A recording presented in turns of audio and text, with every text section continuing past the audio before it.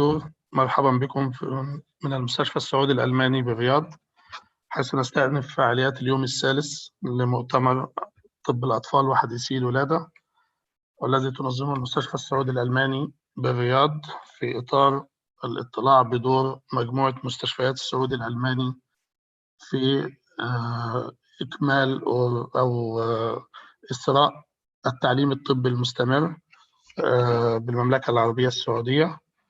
وننظم هذا المؤتمر بمشاركة نخبة من الأساتذة المصريين والاستشاريين والأساتذة السعوديين، ونتمنى أن يكون مؤتمرا مفيدا مثمرا يعود بالنفع على السادة الزملاء الأطباء المشاركين وعلى المرضى بالمملكة وخارج المملكة إن شاء الله. إن شاء الله ستكون الجلسة الأولى معظمها أعصاب أطفال Pediatric Neurology. The first session will be Pediatric Neurology. The first speaker will be Dr. مساعد أبو خالد. Dr. مساعد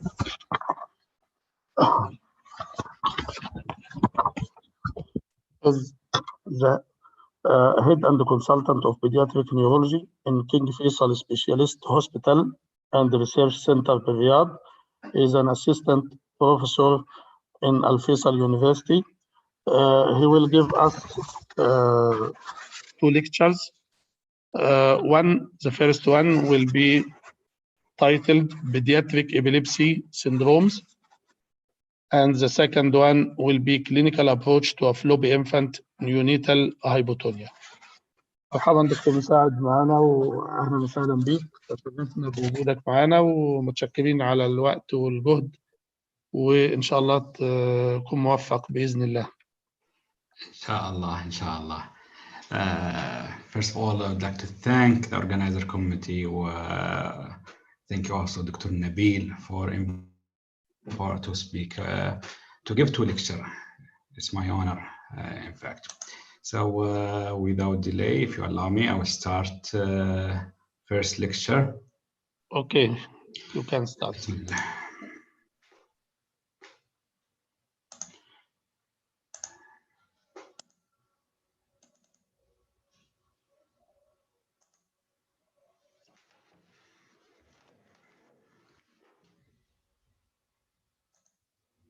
Okay, so pediatric epilepsy syndromes. My talk will have the definitions, classification of epilepsy syndromes, clinical features of common pediatric epilepsy syndromes.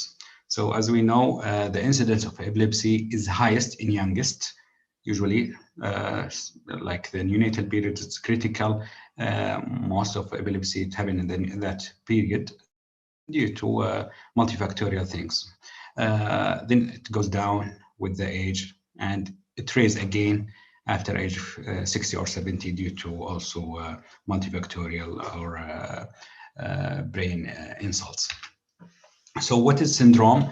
It's a group of signs and symptoms.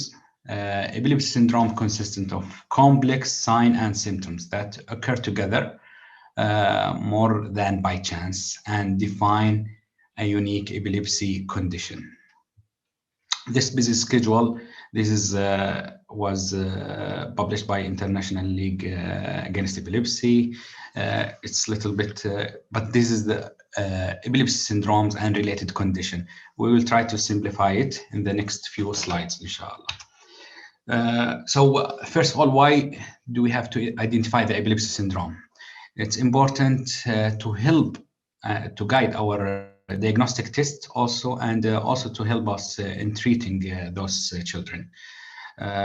Also to inform us about the prognosis and to direct genetic study and to provide insight into pathophysiological mechanism. So I try to simplify the previous busy schedule into epilepsy syndromes into focal and generalized. And for each, the generalized, there is idiopathic and symptomatic. Also for focal epilepsy, there is idiopathic and symptomatic. And we will take the most common example for each category. So In general, epileptic encephalopathies, it is severe brain disorder in which epileptic electrical discharge may contribute to progressive psychomotor dysfunction. And this usually happens in neonatal period and infantile period. Seizures are commonly multiform and intractable with EEG, paroxysmal EEG characteristic also. There is a specific characteristic on the EEG. There is many, but these most common: severe neonatal epilepsy with suppression burst pattern, infantile spasm, Lennox-Gastaut, and encephalopathy with electrical status epilepticus during sleep. First of all, the neonatal epilepsy with suppression burst pattern consistent of two epileptic syndromes. First one, the Otohara syndrome, which usually present with structural brain abnormalities like severe HIE or congenital structural abnormalities. And the second one, early myoclonic encephalopathy. Usually it presented with the metabolic causes. And the EEG would show burst lasting several seconds of polyspike, high amplitude, alternate with very low voltage or almost flat electrical activity. And I will show you examples.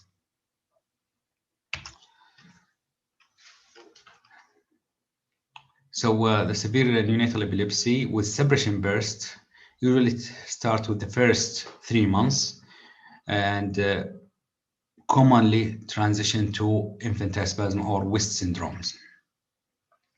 And this is the difference between Otohara syndrome and early myoclonic encephalopathy, which is common in neonatal period. Type of seizure in Otohara syndrome is more mainly tonic spasm more than myoclonic seizures. In early myoclonic encephalopathy, it's massive myoclonus and partial seizures. The etiology, as we said, usually in Otohara syndrome is structural brain abnormalities, and early myoclonic encephalopathy is metabolic causes. And the EEG also, there's a slight difference. Both they have a suppression burst pattern, but in Otohara syndromes, it's happened during both awakening and sleep. In early myoclonic epilepsy, it happened only during sleep for term infant. This is an example of Otohara syndromes. This is what we mean by burst. There's a high amplitude, high spike waves, then followed by alternating with suppression for almost 5 seconds, then again burst, then suppression. So this is why we call it suppression burst pattern. And here this case is severe HIE. For early myoclonic encephalopathy, one of the common examples is pyridoxine-dependent epilepsy. This is pre-treatment. Again, this is burst suppression pattern. Flat of the EEG followed by high amplitude spike and waves discharges. Other epileptic encephalopathies. Now we finished the neonatal. There is infantile and childhood also presentation, and West syndrome or infantile spasm, one of the commonest, and Lennox-Gastaut, severe myoclonic epilepsy of infancy, which is the other name is Dravet syndrome, and epilepsy status epilepticus during sleep syndromes.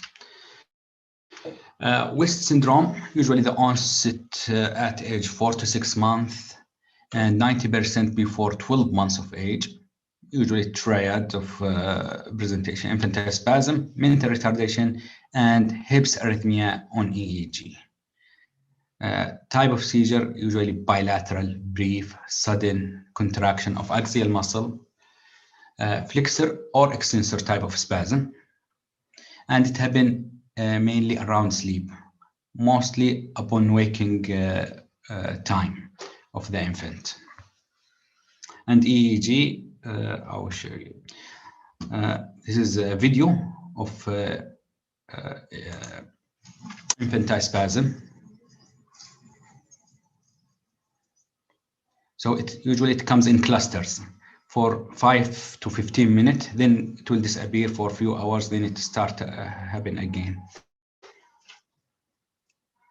This is emergency pediatric neurology case. Usually it has to be treated immediately.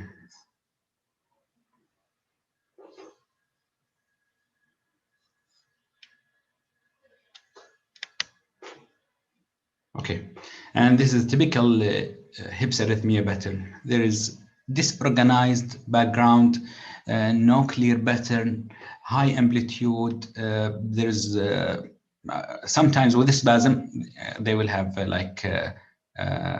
electrode decrement, which means flattening of the activity only during the spasm, the seizure itself. But the background is always like chaotic and disorganized background. We divide the West syndrome to idiopathic, symptomatic, cryptogenic. Idiopathic, usually they respond well to treatment, and the treatment usually vigabatrin or hormonal either ACTH, or recently for the last few years the high dose of prednisolone. It has similar effect to ACTH in many studies. Lennox-Gastaut syndromes, the onset usually beyond the infantile period, and mainly it happen, and most of cryptogenic or syndromic West syndrome, they at second year of their life, they change to be Lennox-Gastaut, where they have diffuse slow spike wave and mental retardation plus type of seizure will change from only spasm to atypical absence, tonic and atonic. Usually male infants have more frequency of this syndrome. And as we said, it's mainly symptomatic or cryptogenic, less likely to happen idiopathic. Dravet syndrome, severe myoclonic epilepsy of encephalopathy. The onset usually first year of life.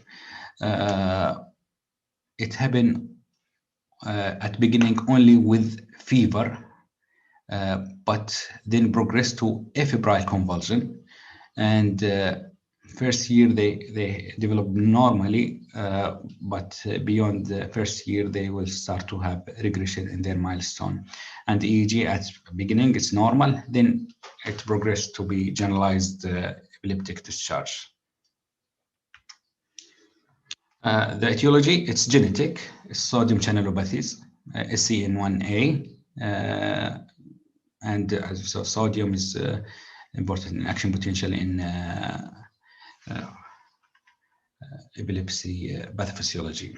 And prognosis, usually developmental normal in first year, then they will have some deterioration. And the best treatment it's either ketogenic diet or sometimes the three medication together, dibakine, clobazam, and other medications. The syndromes with ESES, electrical status epilepticus during sleep. First of all, those kids, they present between age 3 to 8 years with acquired epileptic aphasia. They will have verbal auditory agnosia. EEG will demonstrate more than 80% slow wave sleep dominant by spike. So during sleep only, they will have frequent or more than 80% of their EEG will be dominated by spike and wave discharges. Seizures typically, sometimes they have clinical seizures like generalized tonic-clonic seizure or just the aphasia. Treatments depend again on the cause and depend on the severity, but mainly high dose of benzodiazepine or steroid, also high dose of steroid. This is an example of sleep EEG. The patient, he's 4 years and he presented with aphasia, acquired aphasia. During wakefulness, the EEG was normal, but when he started to sleep, he started to have continuous spike and wave discharges. Other idiopathic generalized epilepsy is the absence epilepsy, the childhood absence epilepsy, which is common, usually presented at the age of school-age children. This is an example. And how do you provoke it in the clinic settings? This patient was asked to hyperventilate in the clinic, first clinic visit for her.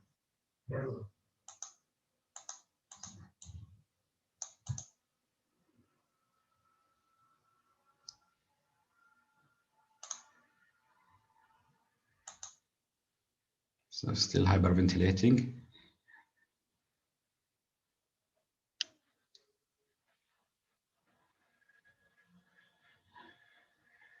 Now she starts to have the absence seizure, but here it's sometimes atypical.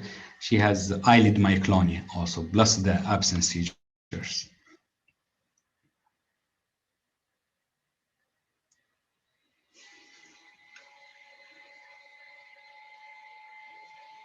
Usually for a few seconds, 10 to 15 seconds, then they will back to their baseline.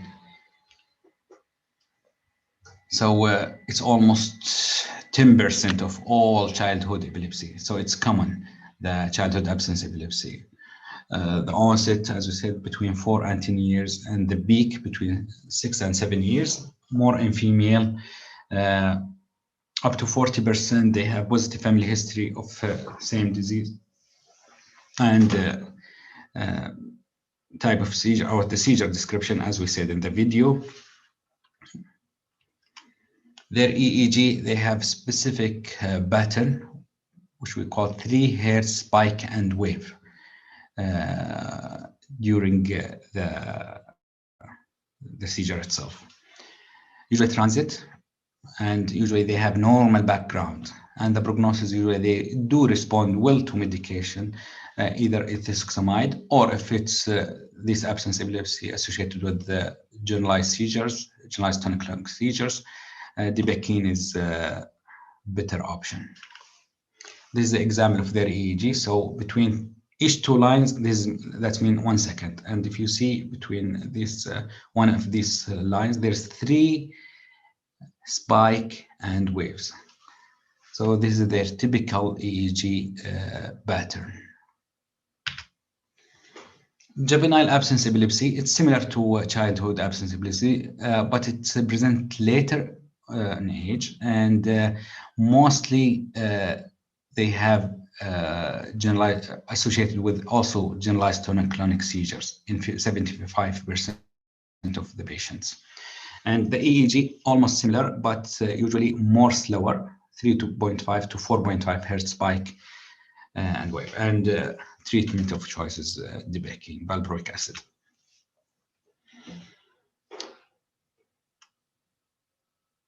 And now the syndromes with, still we are in generalized epilepsy syndromes. For those syndromes with myoclonic seizures, the most common is juvenile myoclonic epilepsy. So again, it's almost 10% of epilepsies. The onset is a little bit later, between 8 and 24 years of age, but the peak is still in childhood age, between 10 and 17. Seizures usually frequent myoclonus, mainly frequently upon awakening, usually arms, legs, face, can present in any part of the body, triggered by sleep deprivation. Generalized tonic-clonic seizure begin usually 3 years after starting the myoclonus. Again, they do respond well also to valproic acid, but also the EEG pattern is 4 to 6 Hz, and in 30%, 1/3 of them photosensitive. That means when they start to show photoparoxysmal event, they will develop seizures. And the prognosis, they do respond to medication, but they need the medication for lifelong, usually required. They have good cognitive outcome and normal cognition. So we finished the generalized epileptic syndromes and the most common examples, and now we will go to focal idiopathic epilepsy. And the most common is benign childhood epilepsy with centrotemporal spike, which used to be called Rolandic, benign Rolandic epilepsy. And the other type is benign epilepsy of childhood with occipital spikes. So the Rolandic epilepsy, the benign Rolandic epilepsy, or the new name, which is benign epilepsy of childhood with centrotemporal spikes, usually it happens 8 to 24% of childhood epilepsy, the onset between age 3 to 13 years of age. Usually their seizures simple or complex partial, with or without secondary generalization. EEG also, they have specific characteristic. Their sharp waves only in centrotemporal head region and enhance or increase by drowsiness and sleep. Prognosis, usually there is to resolve by age of mostly 14, 15, or 16 years. If it's infrequent, sometimes they don't treat, but if it's having more frequent, they do respond to any medication, Tegretol or Kebra or Dibakine. So this is typical their EEG. If you see the upper left quarter, this is temporal T3. That's mean left temporal region. There is frequent sharp waves, and also on the right side. The other benign epilepsy, focal epilepsy syndromes, it's the benign epilepsy of childhood with occipital spikes. Also the previous name, it was called the Banatobolus syndrome.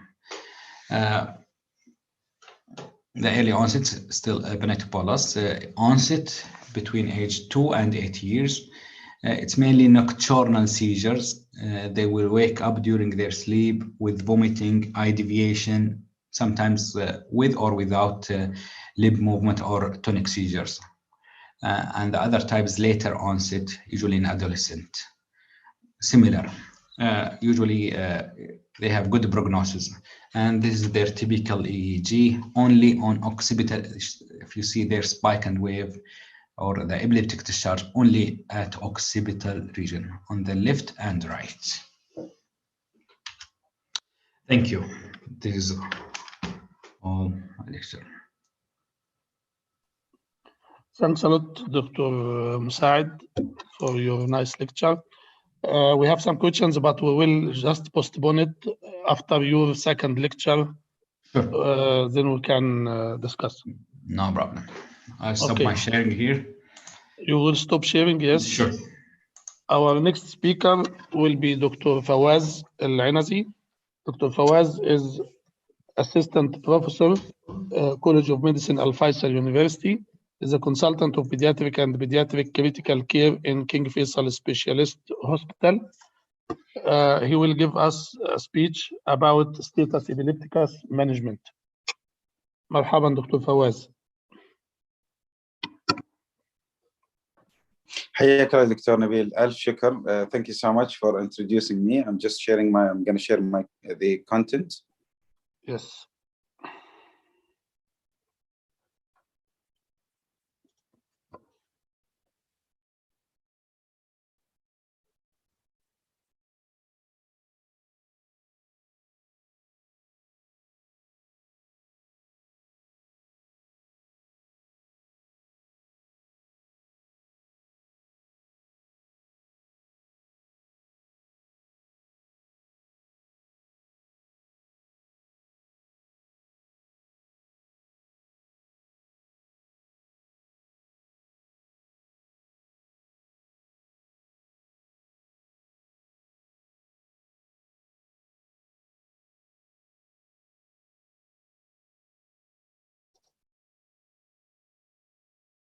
Have you started sharing or not yet?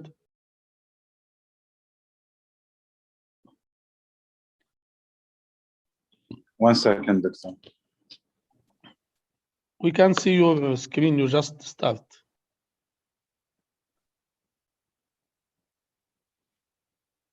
Choose it from here.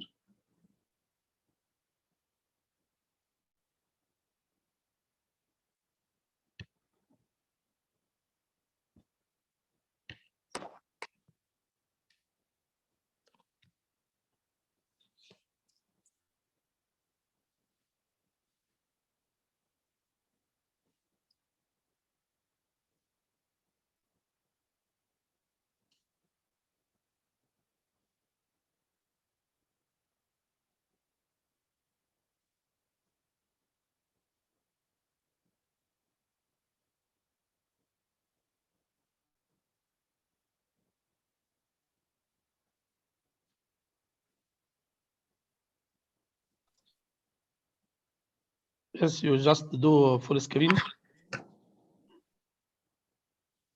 So,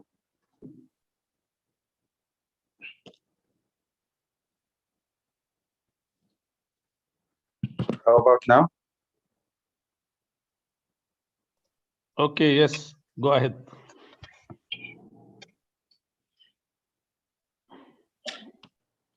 Okay, great.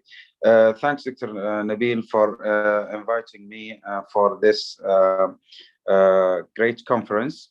I'm going to talk about the status epilepticus and pediatric. We're going to go through the introduction, definition, causes, medical management and stabilization, and then diagnostic workup and management of status epilepticus and subarefractory or refractory status epilepticus. So as you can see here, status epilepticus has been identified and characterized by prolonged or recurrent seizure without returning to the baseline. It's one of the common pediatric neurological emergency with estimated incidence of 18 to 23 per 100,000 children, with mortality of to 7%. The management it's include the prompt administration of appropriately selected anti-seizure medications, identification and management of the seizure participant, as well as the management of associated systematic complication.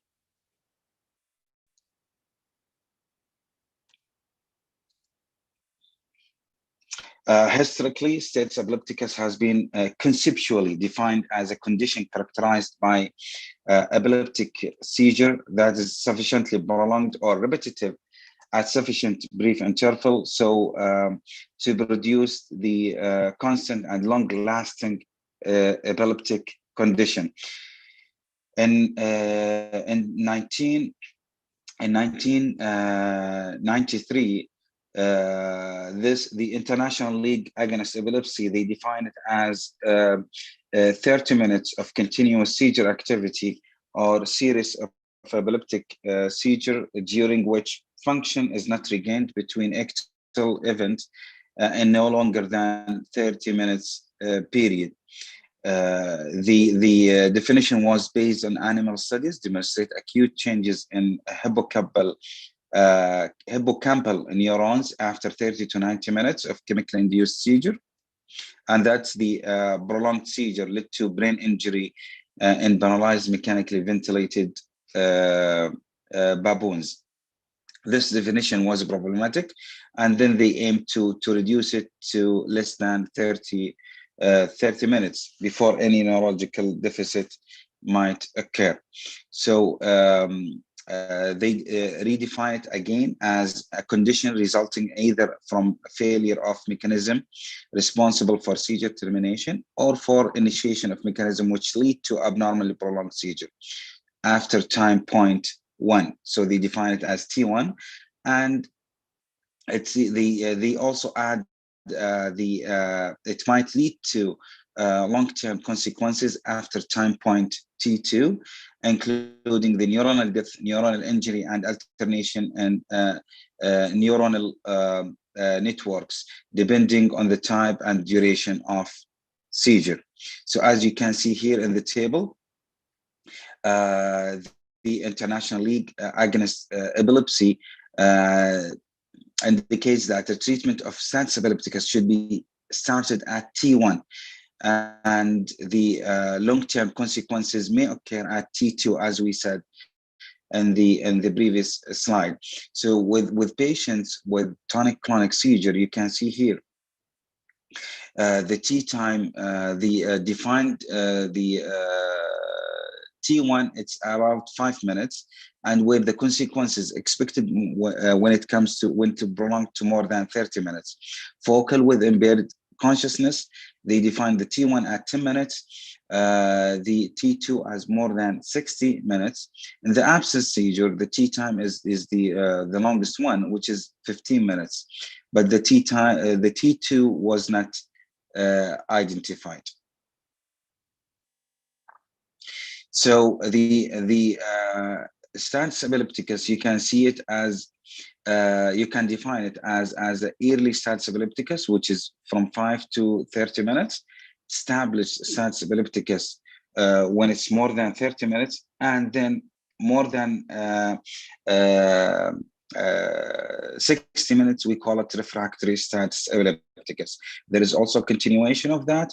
Patient might have non-convulsive status started from the early status epilepticus, and it might go longer.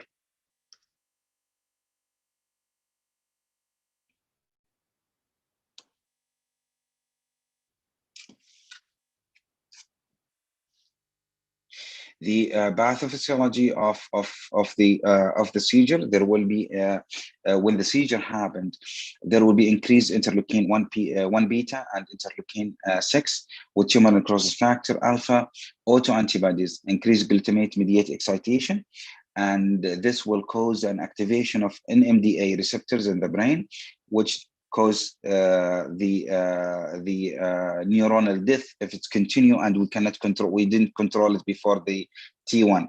There is also a failure of GABA mediated inhibition where the midazolam works on. This will cause the seizure, and again further neuronal death, neuronal damage, and this will lead to epilepsy. As you can see here in this slide, those are the variables which include the blood pressure, PaO2, BCO2, BH, and temperature. As you can see, if it's less than 30 minutes, the blood pressure will the body will try to compensate for the hyper excitation state which going on in the brain by increasing the blood pressure, increasing the CO2. The pH will going down. As the seizure will continue, initially the temperature will increase by 1, and autonomic hyperactivity will happen, and you can see it's increased.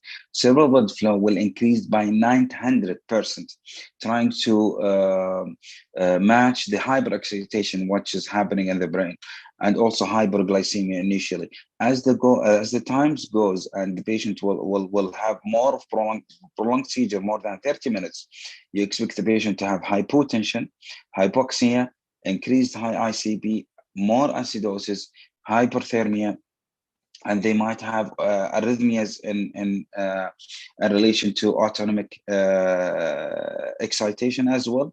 Patient might have increased CBKA because of muscle contractions, and then they might be prone to renal failure.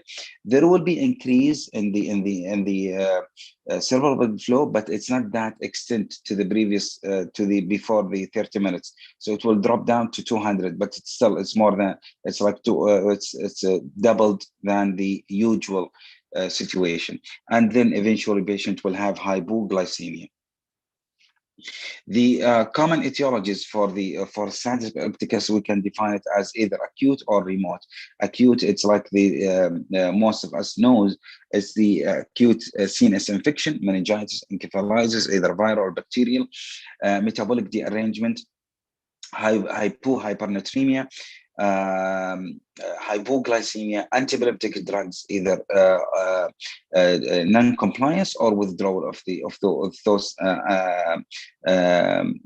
medication, non-antiepileptic drug overdose, prolonged febrile seizure, trauma, and vascular. Remote might be related to cerebral migrational disorders, cerebral dysgenesis, perinatal hypoxic ischemic encephalopathy, progressive neurodegenerative disorders, or it could be idiopathic and cryptogenic. The medical management for the status epilepticus is as we mentioned earlier, it's considered as a neurologic emergency, and we have to focus on airway, breathing, circulation as usual practice. In case of emergency, we try to identify the medical complication and seizure precipitants. For example, if the hypoxia was the trigger for the seizure, if we need to provide oxygen, if the hypoglycemia was the reason, so we need to provide the glucose and so on. Once you identify the patient to have this status epilepticus, he has to be immediately rushed to the resuscitation room. Patient needs to be connected to the monitor, checking vital signs, establishing means of peripheral intravenous access, checking the glucose, and also order a set of baseline triage labs. The idea of that, the things that we have to pay attention to is avoiding hypoxemia, avoiding hypothermia, avoiding hypotension, and also hypercarbia. The diagnostic workup include the laboratory tests, neuroimaging, and lumbar puncture, and plus minus the EEG continuous monitoring if it's available. The standard of care, you have to put the patient on continuous EEG monitoring and see where you are going with and heading with those seizures, especially when it's non-convulsive status. The medical management include the choice of therapeutic management medication, which should be toward three categories or three considerations that you have to take in mind when you order those medication. You have to choose the most effective antiepileptic medication in succeeding seizure control and minimizing the seizure recurrence. Choice of the fastest and most reliable role of administration, route of administration, and choice of the drugs with the optimal safety and tolerability.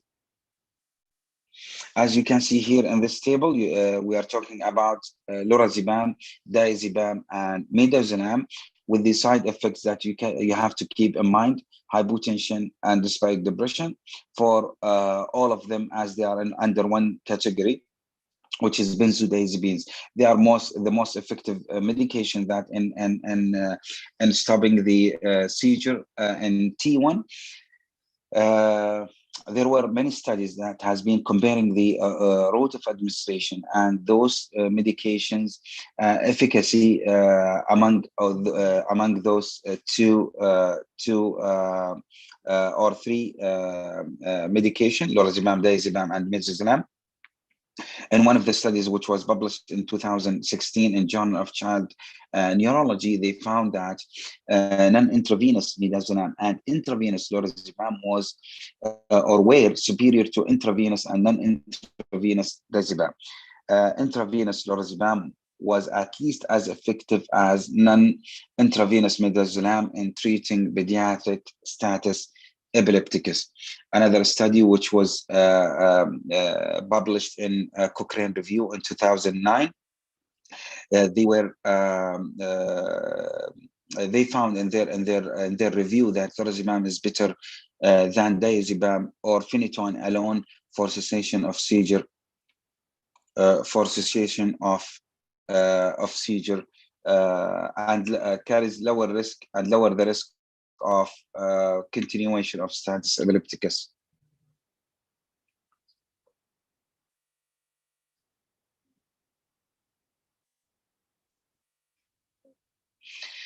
For the second line therapy, if those failed within the first 10 to 15 minutes, we have to go for the second line therapy, which including phenytoin, bisphenol, Kebra, and phenobarb and valproic acid. Kebra has been used more frequently in the last few years. The good thing about it, and maybe Dr. Msaad can shed a light on this as well. Kebra has minimal drug interaction and no it's not hepatically metabolized, so it's been preferred in most of the centers recently, and it's being used immediately after using the one of the benzodiazepine instead of using phenytoin or phenobarb.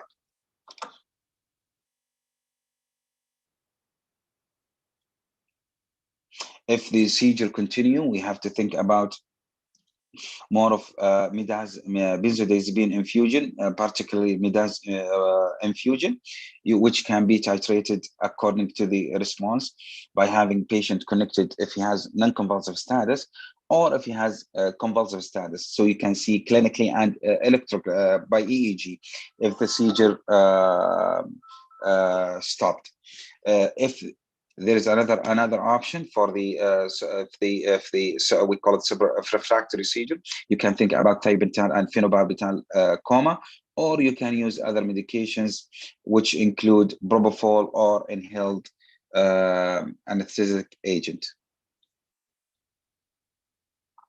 The indication for EEG or continuous EEG monitoring, suspected electrical or non-convulsive status epilepticus, as you mentioned earlier, patient remain comatose or does not return to his or her baseline.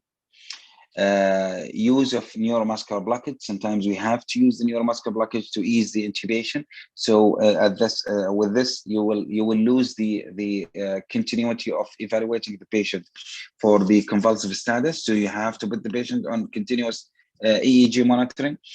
Patient who is in pharmacologically induced coma status. As we do with the midazolam infusion or propofol infusion, or barbiturates induced coma. Epileptiform activity or periodic discharges on initial 30 minutes EEG, cessation of non-convulsive status. So if the patient is on the medication infusion and we are planning to wean the medication, so we have to have patients on EEG monitoring to see how the patient, if the patient will develop any seizure while we are weaning the medication. First suppression, 8 to 20 seconds interval, complete suppression of the EEG. The EEG should be initiated within an hour of status epilepticus duration. It should be also initiated with comatose patients. And again, as we said, during the anti-epileptic drug weaning. The take-home messages from this lecture. We need to know, we need to be aware that status epilepticus is a medical emergency and should be treated promptly, identifying the underlying cause and address it again immediately.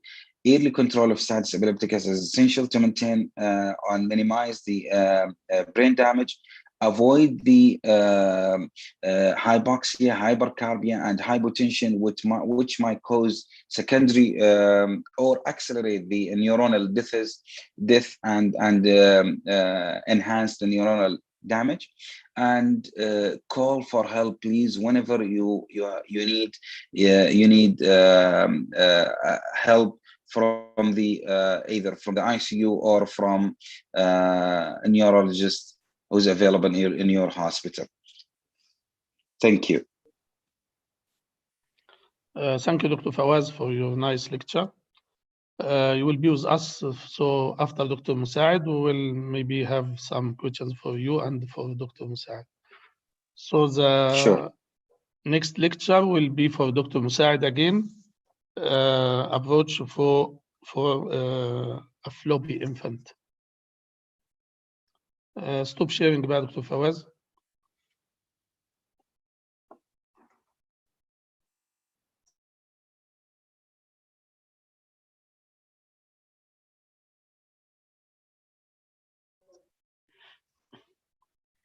Dr. Musaid, you can start.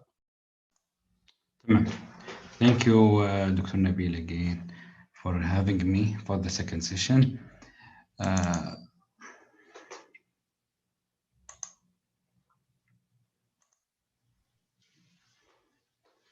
Okay, so approaching infant with hypotonia or neonatal hypotonia, clinical approach.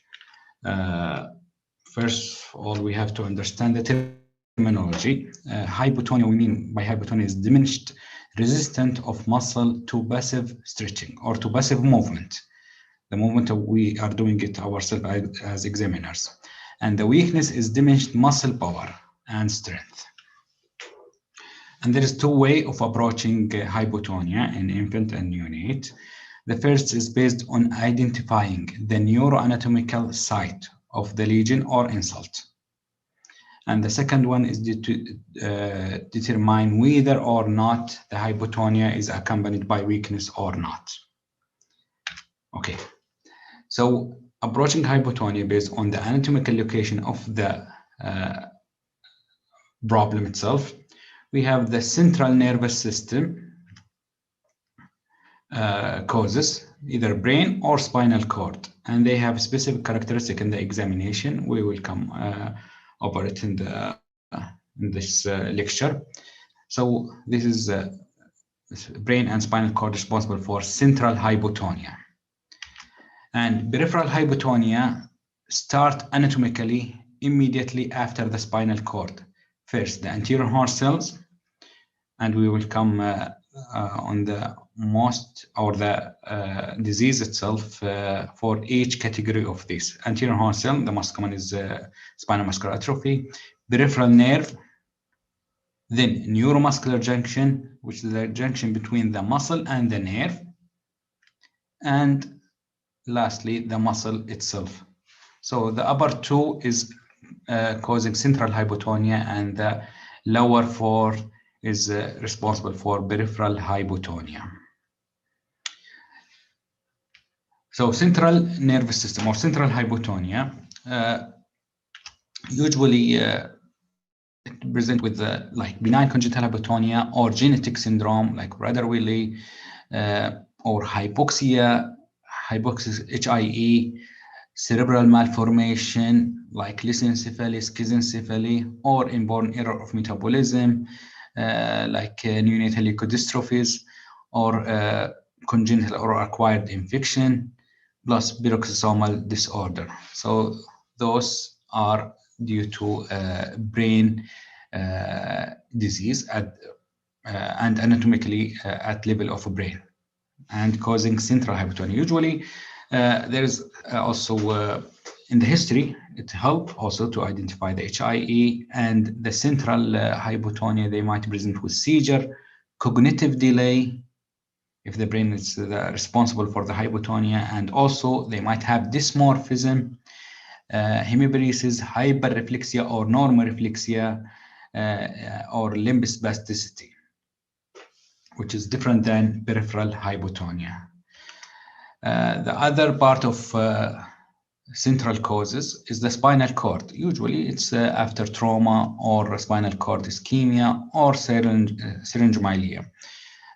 But usually they have specific characteristics also of the examination. They have only lower extremities paraparesis or discrepancy between upper and lower limbs. So this is the central causes of hypotonia, the brain and spinal cord. Now we will go to the peripheral or motor unit.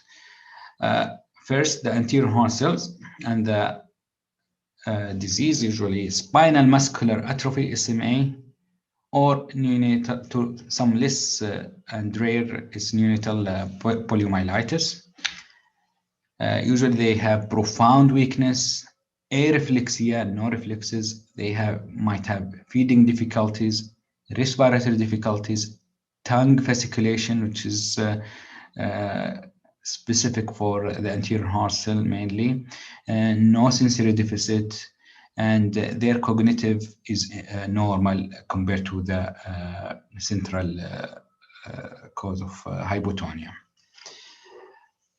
The second also anatomical location for peripheral unit is peripheral nerve. And there is many causes of peripheral neuropathy, including acquired, Guillain-Barré is the most common, or infectious, idiopathic, or acquired, toxic also, like drug or heavy metals, nutritionals, endocrine, or metabolic neurodegenerative, or hereditary or genetic, like Charcot-Marie tooth, which cause peripheral neuropathy. Their weakness usually is distal more than proximal. So the hands and the feet and also it's more weak than the proximal, the trunk. They do have hyporeflexia also, and facial weakness also, unusual facial weakness. It's common in muscle level. Also, there is a sensory deficit, especially in hereditary causes. The third anatomical level is the neuromuscular junction, which is the area between muscle and the nerves. And the causes usually infantile botulism, transient neonatal myasthenia gravis, and congenital myasthenia gravis. They do have generalized weakness, fatigability, hyporeflexia, feeding problem, respiratory compromise, and ptosis. Fatigability, that means it's diurnal variation. In the morning, they become, or end of the day, they will be more weaker. Okay, the last anatomical part of the motor unit is the muscle. And there is many causes of myopathy or congenital dystrophinopathies, like Duchenne muscular dystrophies, FSHD, and or congenital myopathies, hereditary causes, congenital myotonia, and mitochondrial myopathies.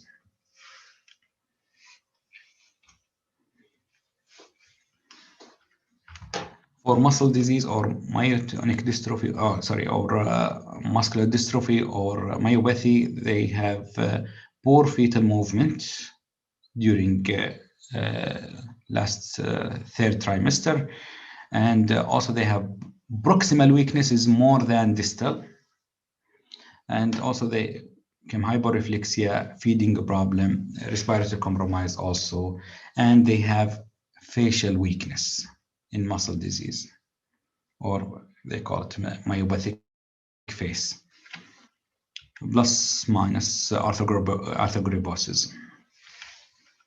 So the history, we have to focus or should ask for this. Any significant family history, like affected parents, like in congenital myotonia, some of the mothers, they have symptoms, or siblings. We ask about the consanguinity, stillbirth, or unexplained childhood deaths. Maternal history is important also. Pregnancy and delivery itself,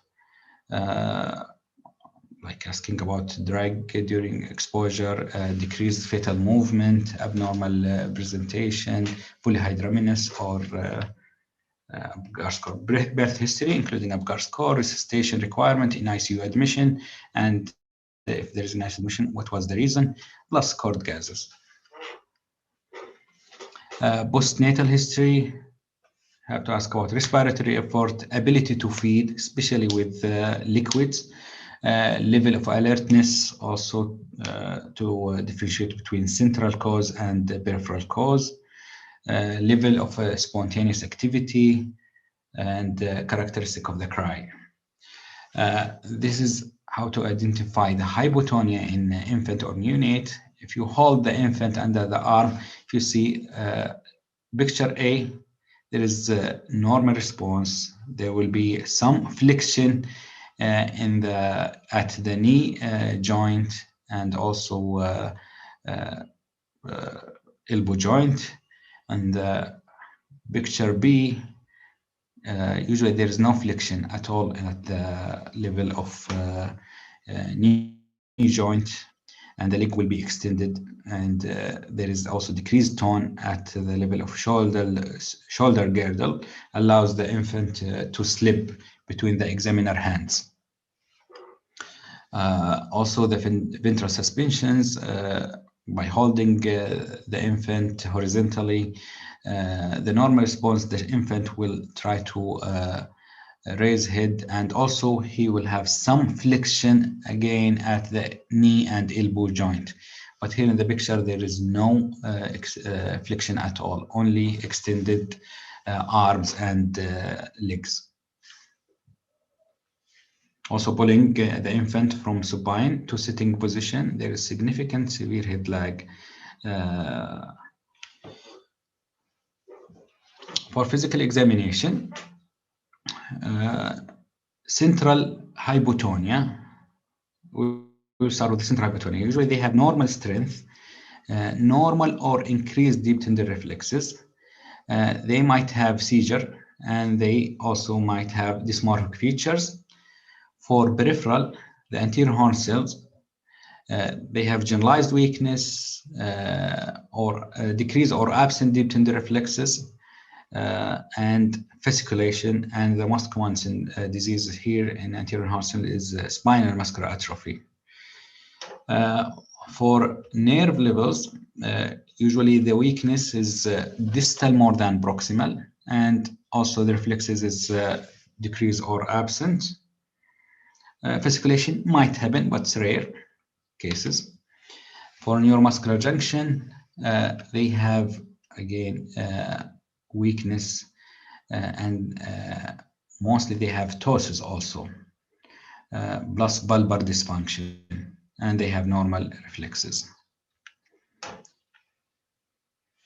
For muscle disease or myopathic examination, usually they have their weakness is proximal more than distal, and reflexes might present normal or decreased.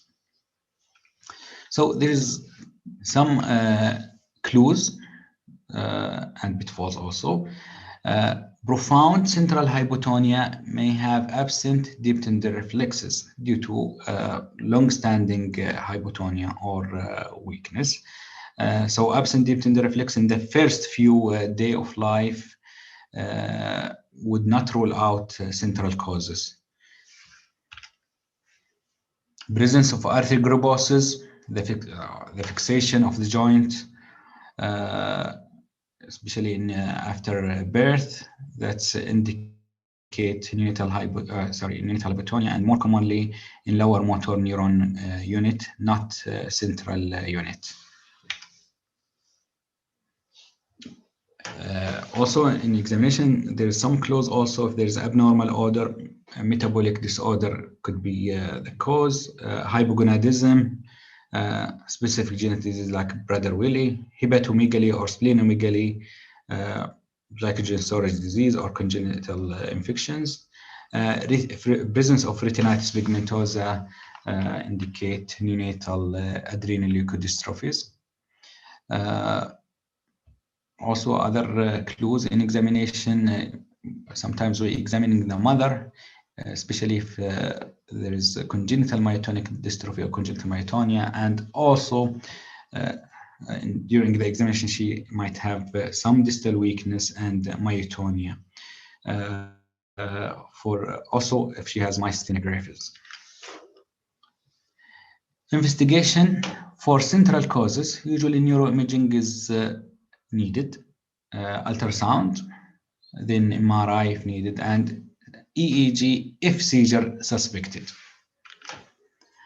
Other investigation for central causes also genetic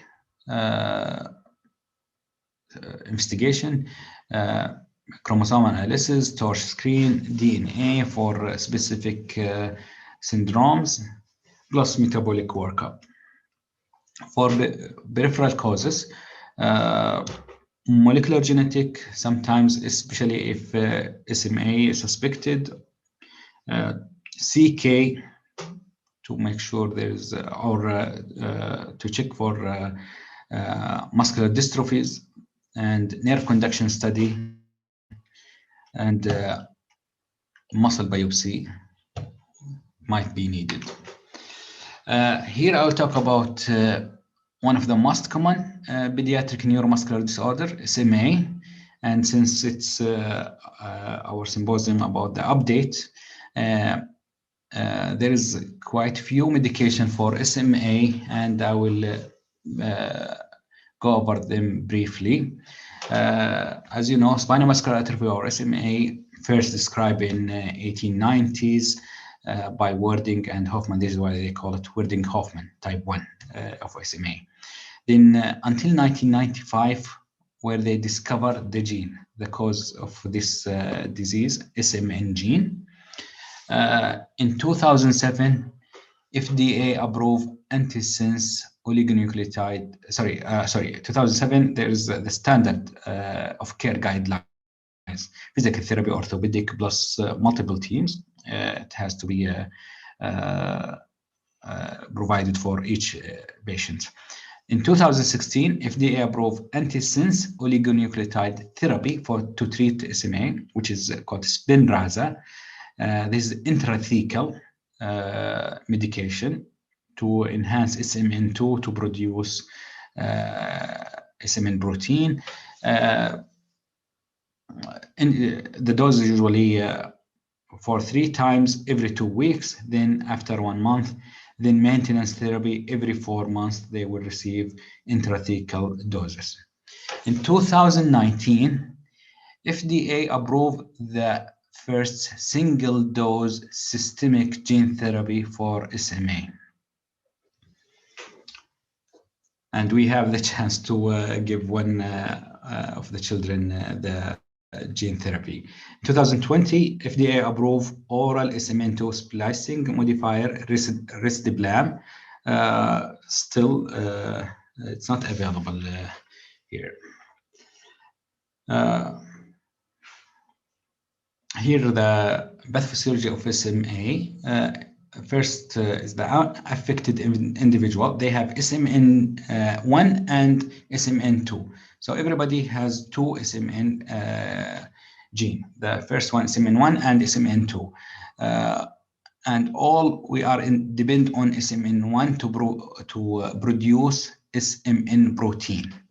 And to some extent, SMN2 might produce SMN protein, but mostly non-function SMN protein.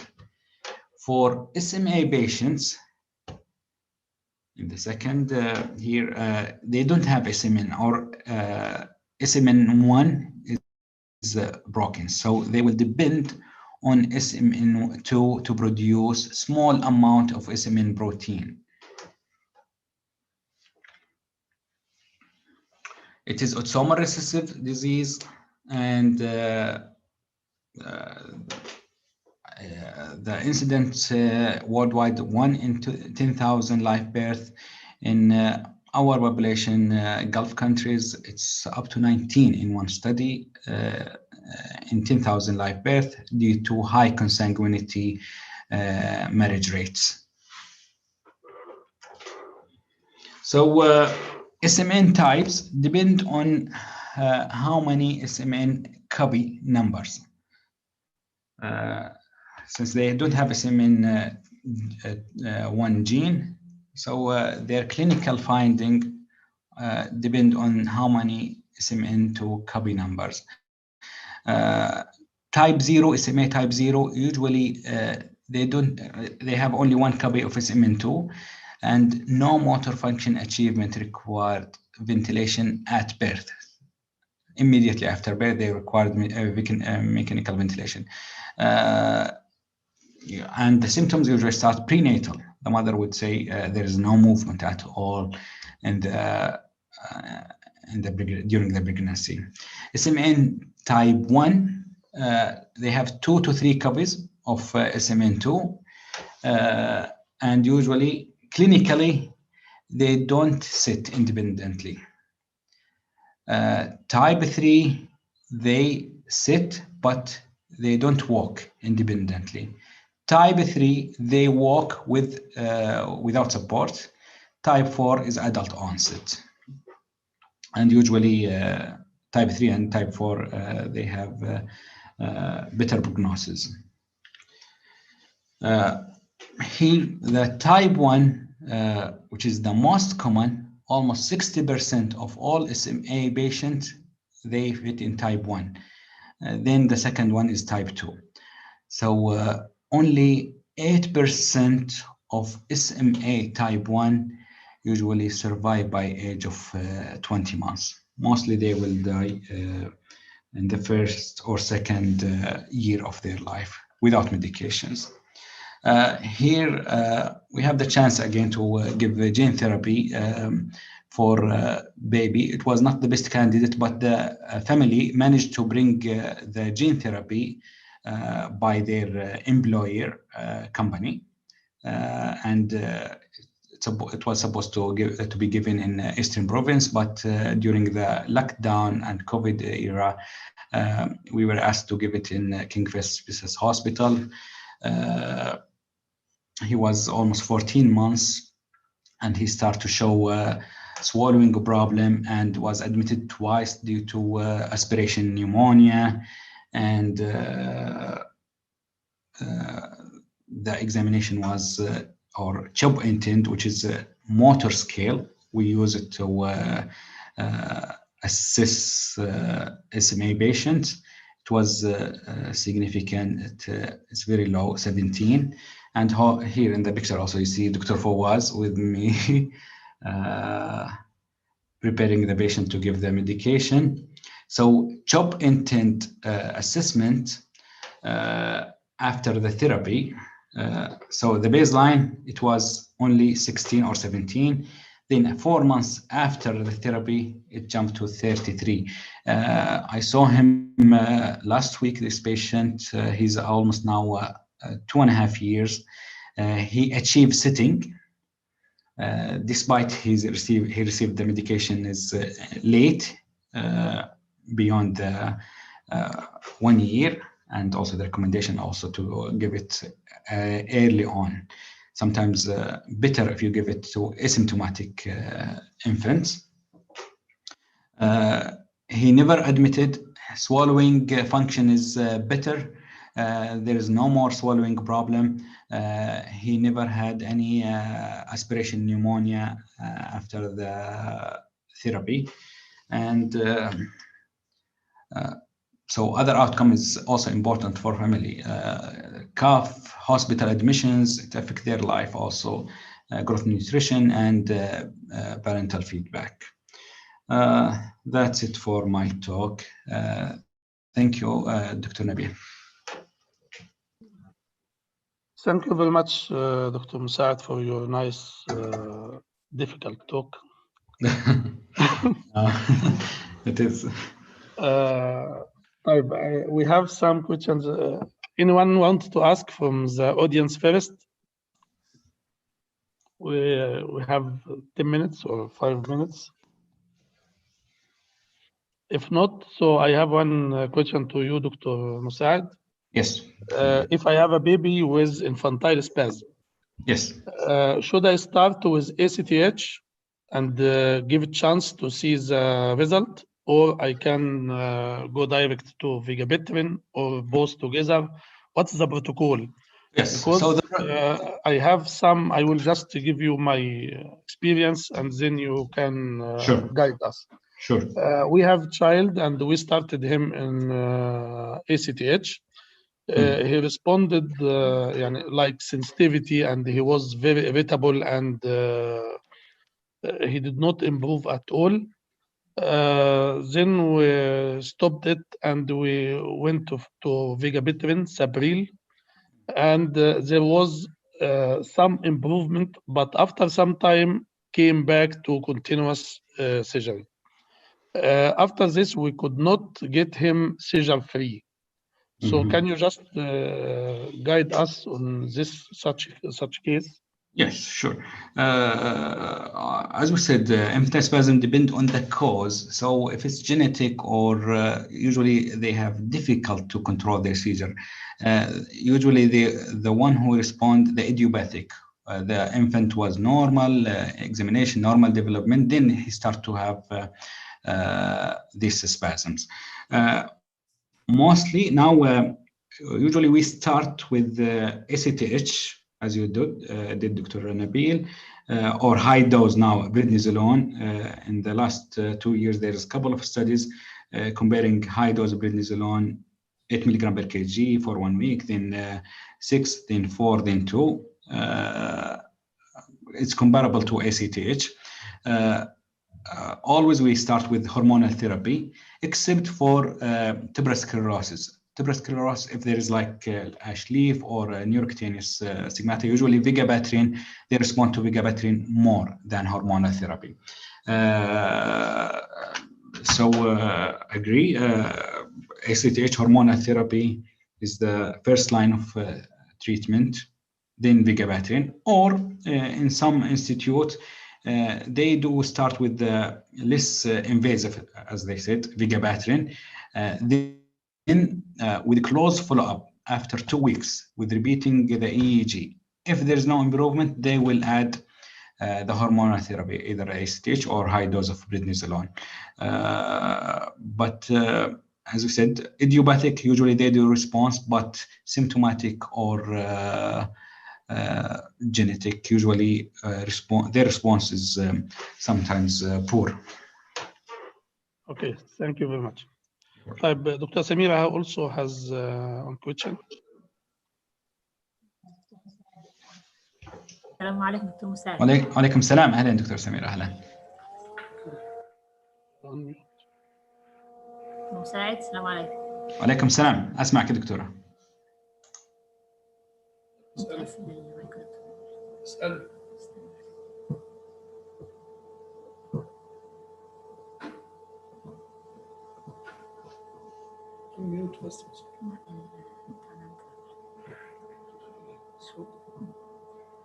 دكتور مساعد. ايوه. Why in infantile spasm we are seeing many children on vigabatrin and other medications. So why the other medications are continued in spite of the diagnosis and in spite of the effectiveness of vigabatrin? As we said, some of infantile spasm patients, especially those who don't respond to the vigabatrin, they might also present with other seizure types. So vigabatrin, as we know, it's really good for spasms, but not for the other type of seizures. So if the infant presented with other type of seizure like tonic-clonic or sometimes atypical absence, usually we add some medication for that type of seizures. تمام. طيب في levetiracetam اللي هو الكبرى, we reported 2 cases in our unit in the ICU with hepatic dysfunction, sudden increase in the liver enzymes. Then after we stopped the medication, this was improvement within about, I think, 10 days or maximum 2 weeks. The liver enzymes and the population profile returns to the normal. We reported one of them for the company. Yes, you're right. Despite levetiracetam is renal medication. You're right. So also we have similar cases in King Faisal Specialist Hospital. They presented with high liver enzyme AST and ALT, and unfortunately, I don't know the pathophysiology of that and why it happened. But again, we reported also to the company and also reported in the literature. These two kids, as we know, levetiracetam is renal medication excreted by kidneys. But why the jump in could be like allergic? This is the one I'm thinking of it. It's allergy, but it does not appear on the child's skins, but it may present like high liver enzyme. You're right. We have also two cases and reported to the company. I mean, also, I think also, maybe there is another cases we didn't report, because you know that some neonates are very complicated clinical picture with sepsis, liver dysfunction, and so on. And in Kibra, I think there is other cases not reported. Yes, as we know, Kibra also new medication relatively compared with the other anti-seizure medication. So with time, I think we will see and we will know also rare side effect. Recently, also we saw a case with leukopenia, like severe leukopenia, and after stopping the levetiracetam, the leukopenia was improved significantly, although he was on small dose of Kibra, levetiracetam. Well, I think it is selected for neutrophils, because we have again? neutropenia. Yes, we have yes. But Dr. Mussaid, what is the cost of the gene therapy now? Okay.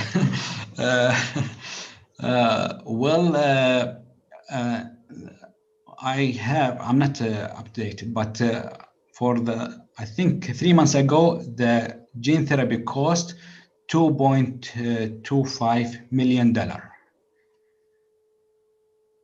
It's single dose IV, and it costs almost $2 million. This was private for this patient. For our patient was brought by the family and sponsored by their employer company. Yes, the one who brought it. And now I think recently there is Ministry of Health also working with the drug company to bring the medication in Saudi also, but it will be with specific criteria, stricter criteria, like ALS symptomatic or less than 6 months, with some risk share also coverage by the company. So I hope we'll hear something in near future. Inshallah. Thank you very much, Dr. Mussaid. Thank you, Dr. Fawaz. Thank you. Now we will move to our Thank you. who will be Dr. Osman Al-Muhammad, consultant pediatric neurosurgeon, specialist research center in Riyadh. Dr. Osman will give us two lectures. The first one will be about common neurosurgical diseases in neonates. The second one will be about intraventricular hemorrhage, pathophysiology and management. So welcome, Dr. Osman, and you can start the first. السلام عليكم. مساء الخير جميعا. Dr. Shahata, thank you very much. Also, I would like to thank the organizing and scientific committee for inviting me. It's a great pleasure and honor to be here. So I'll start my stopwatch, so I will not exceed my time. So I'll start with the first topic. It is about common neurosurgical conditions that might face a neurosurgeon and a neonatologist who covers NICU. I will just, touch base on the cases and on some conditions. I will not go in details in management because it will take a longer lecture. So, just 1 minute. To talk about the neurosurgical condition in ICU, we can put it in 4 different categories. The first category is drainage or problem with CSF diversion. Second category, when there is a problem with the closure of a neural tube. Third category, when there is a problem like a mass or a tumor inside the kid head. Fourth category is a problem with the skull shape. So I'll start with the problem with the drainage or CSF diversion. So the most common problem that we face in kids in early stage is hydrocephalus. So hydrocephalus classically classified into communicating and non-communicating. Simply communicating when there is a pathology outside the ventricular system, meaning there is a problem in the subarachnoid space. And we can give an example of that when there is an IVH, when there is an infection, or when there is agenesis of arachnoid villi, patient will develop communicating hydrocephalus. And IVH might be also applied to non-communicating. Non-communicating or obstructive when there is a pathology inside the ventricular system. Example of that, the classic example of that is aqueductal stenosis. Other example, tumor inside the ventricular system, or when there is a bleeding with IVH that block the CSF pathway. Presentation is kind of different according to the child age. We see different contexts of symptom and sign in infant less than a year. And the reason is because we have the suture, they are widely open, so the kids can accommodate increase in the CSF volume inside the head. And the patient usually will present with increased head circumference, bulging fontanelle, plus lethargy. Very rare to have vomiting or manifestation of increased intracranial pressure.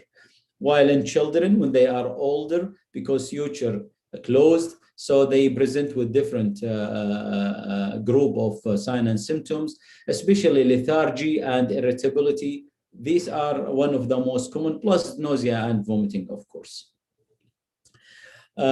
This is a classic also CT scan picture that we see in kids with hydrocephalus.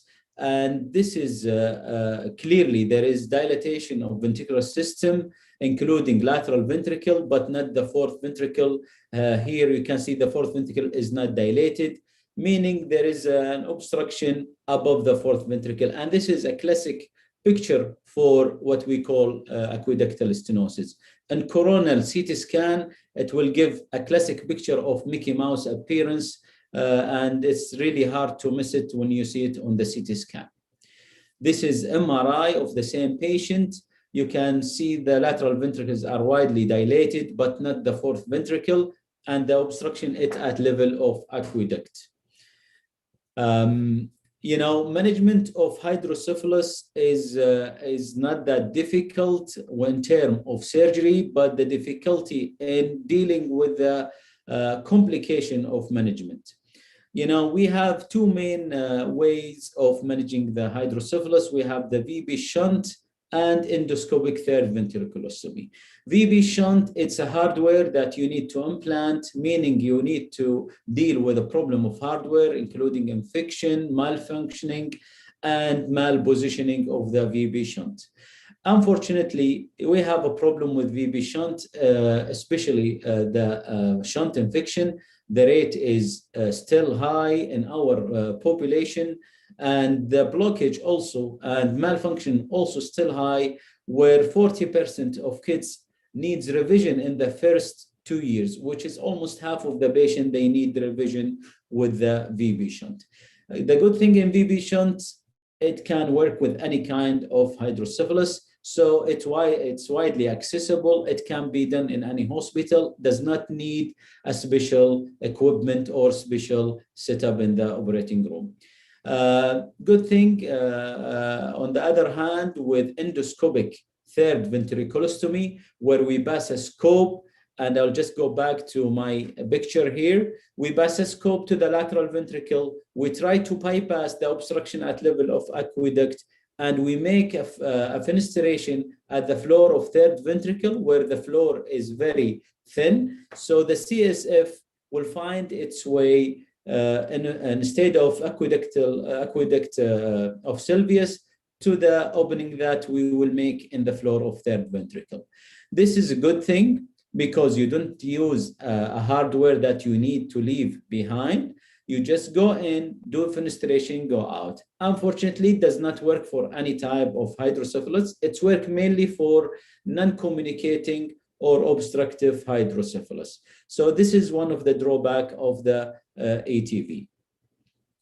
I'll just take you in a journey, intraoperative videos, how we do the endoscopic third ventriculostomy. So tell me if the video is working, please. Is it working? Yes. Is the good? So you can see now we are inside the third ventricle. This is basilar artery here. This is now we are passing the endoscope. This is the bipolar here. We are trying to fenestrate the floor in front of basilar artery. We do sometimes minimal coagulation at the floor. We just need to push. You can see the floor is very thin, especially if the patient has no previous infection or bleeding. We try to widen the opening of the third ventricle. Here we are still trying to make it wider. Here you can see the opening, it's nice. Down there, we see the basilar artery there. Here, the basilar artery. And now we need to widen the opening. There is still arachnoid layer there that we need also to open to ensure the CSF will flow freely there. So this is another layer of arachnoid that we need also to open. Yeah, this is what we call Fogarty balloon. This also very safe tool to widen the opening, and this will help to make the opening quite patent. Here again, we are inside the prepontine cistern. Also, we widen our opening here to make it better and easier for CSF to flow. So this procedure usually takes around 10 to 20 minutes.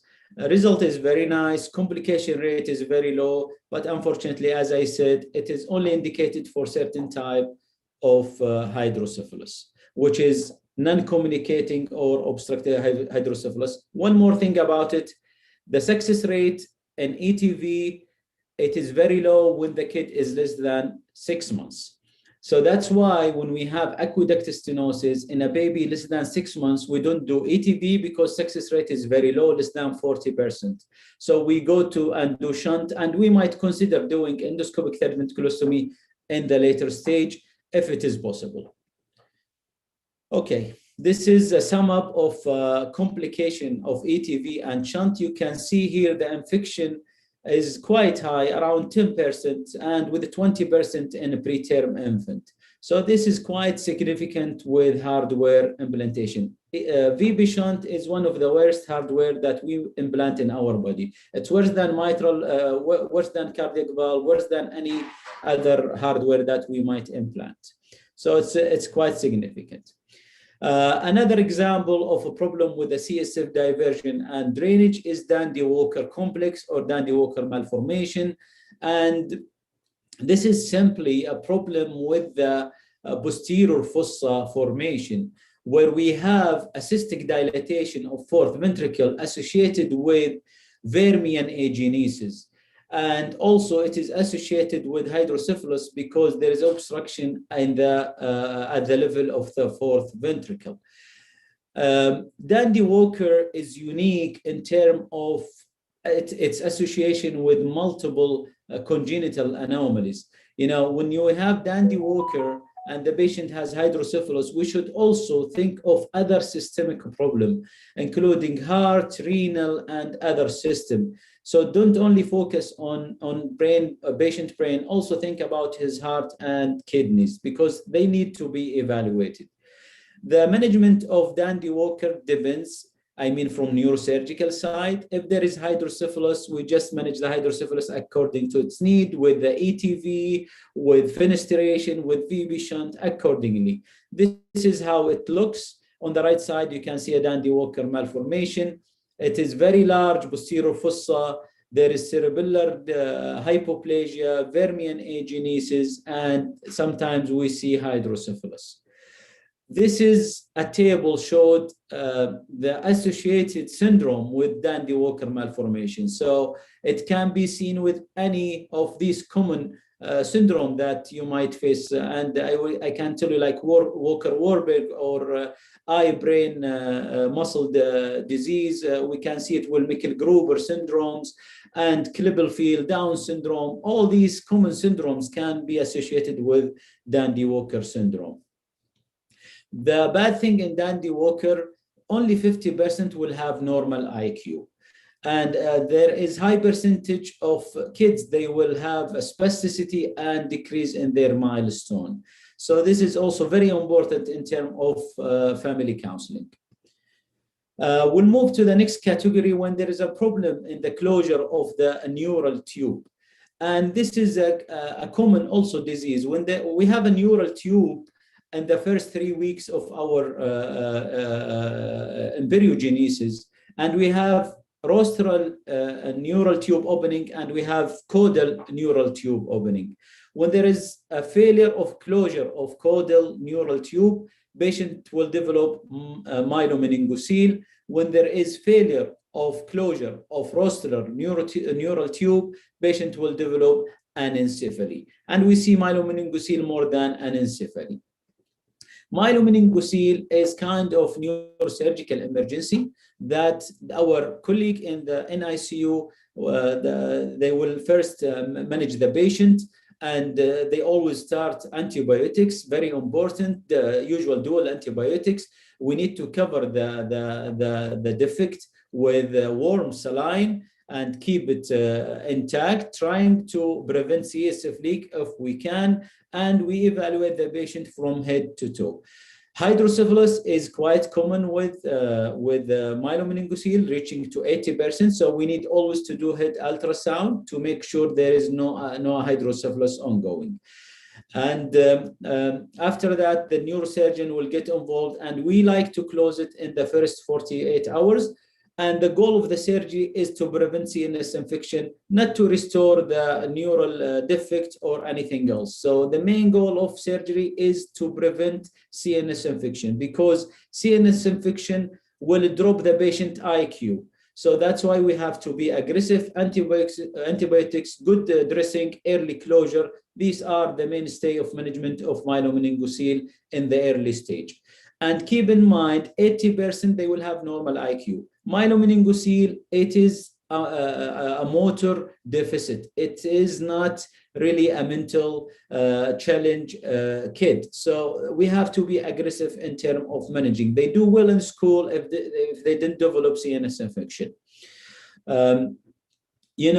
Also, while you are in an ICU, if the surgery is done, like myelomeningocele was closed, VB shunt is done, sometimes they will develop apnea and bradycardia. And this should kind of alarm you as a physician, because patient might have one of the common associated problem with myelomeningocele, which is Chiari-2 or Arnold-Chiari malformation, where there is a compression on the brainstem, and patient will have a problem with that. So they will develop bradycardia or apnea. So we should do MRI of the brain, make sure there is no compression in the brainstem, and if there is compression, this will require a surgical intervention. So when we do shunt and myelomeningocele repair, it's not end of the story. Still, patient might develop problem.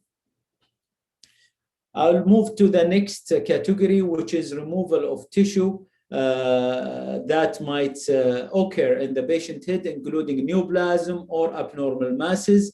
A common example of that is encephalocele. Encephalocele, in simple term, it is an abnormal tissue that herniated from the patient head. This could be meninges only, could be meninges and brain tissue, could be brain tissue, meninges, and blood vessels. All these structure can be herniated through a defect in the patient head. And it is very challenging because you need to evaluate the patient by doing MRI and CT scan and make sure what are the structure inside this cyst or mass that is herniating from the patient head. And these are a picture of patient that we faced. One of them we did in a Saudi German hospital. And I still remember Dr. Shahata when he called me for this patient. And it was my first time that I found my colleague neonatologist did all the workup before calling me. And I was very grateful because when I came, I found the patient has CTV, CTA, MRI, and he's ready for surgery. And this is just because Dr. Shahata is quite aware of what's going on. So this is all what we need when we present the case to our colleague neurosurgeon. So we have to have the whole picture together so we can decide for the surgery. Surgery indicated for all these patients. We have to close the defect as soon as possible, and this will help the patient to grow. And sometimes, they will have, because the brain tissue will be lost there, we'll take part of the brain tissue out. So sometimes they will end up with kind of mental problems and delayed in their milestone. Again, also some infants, they will present with a large head with some delay in their growth just because they have brain tumor. Just imagine an infant who is born with a brain tumor. And this is not uncommon. And this should be also considered when there is a large head, when there is tense fontanelle, when there is unusual vomiting for an infant, because CNS tumor in infants, it should be managed also as soon as possible because it might cause compression on the vital structure. So this is very important. This is not uncommon. And also it is very important to do MRI once we have an alarming symptoms or sign. And the last thing that we might face in infant is a problem with the skull head or head shape abnormalities, and that be quite common because the baby usually will born with abnormal shaped head, and this is very important because we as a neurosurgeon will not see this patient till our colleagues from pediatric team will consult us. So this is the duty of the first line neonatologist and pediatrician to evaluate and to pick this problem when there is abnormal head shape to call the neurosurgeon and see. This is an example of a kid who has a premature closure of his metopic suture, and he has a classic shape trigonocephaly or pointed head, where his forehead is quite pointed, and he has very small supraorbital bone, because of decreased growth of his forehead due to metopic suture premature closure. And it is not emergency in terms of surgery, but we need to see this patient in the first 6 months to do the surgery before age of 1 year. This is another example of a kid with elongated head, where his sagittal suture is closed prematurely, and the anteroposterior diameter of their head is increased. And when you look at the kid from anterior, they have what we call pinched head because the parietal bone is not growing normally. They don't have the normal curve, so they have kind of small parietal bones or pinched head. So also this should be picked up early, and sometimes it will be missed because some kids, they have really very nice hair and thick, so sometimes it's difficult to notice that. This is another example of what we call anterior plagiocephaly, where the kid has unicoronal, one side of his coronal suture is closed, and they will have some deviation in their nose, especially the nose tip will be deviated to the contralateral side, and the forehead will be depressed on one side where this abnormal side is, while the normal side is bulgy because the growth in this side is normal.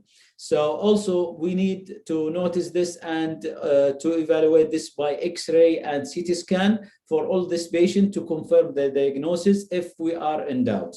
Other skull shape abnormalities will be associated with some other syndrome, especially Ebert syndrome and Croson. So this is quite common also to be seen with this kind of syndrome.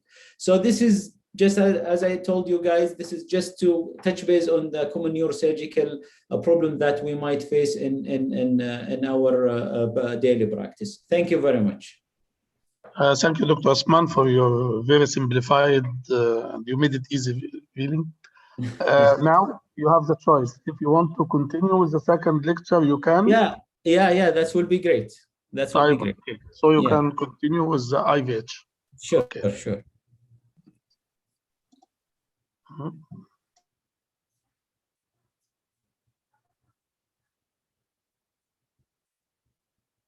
Do you see my screen still?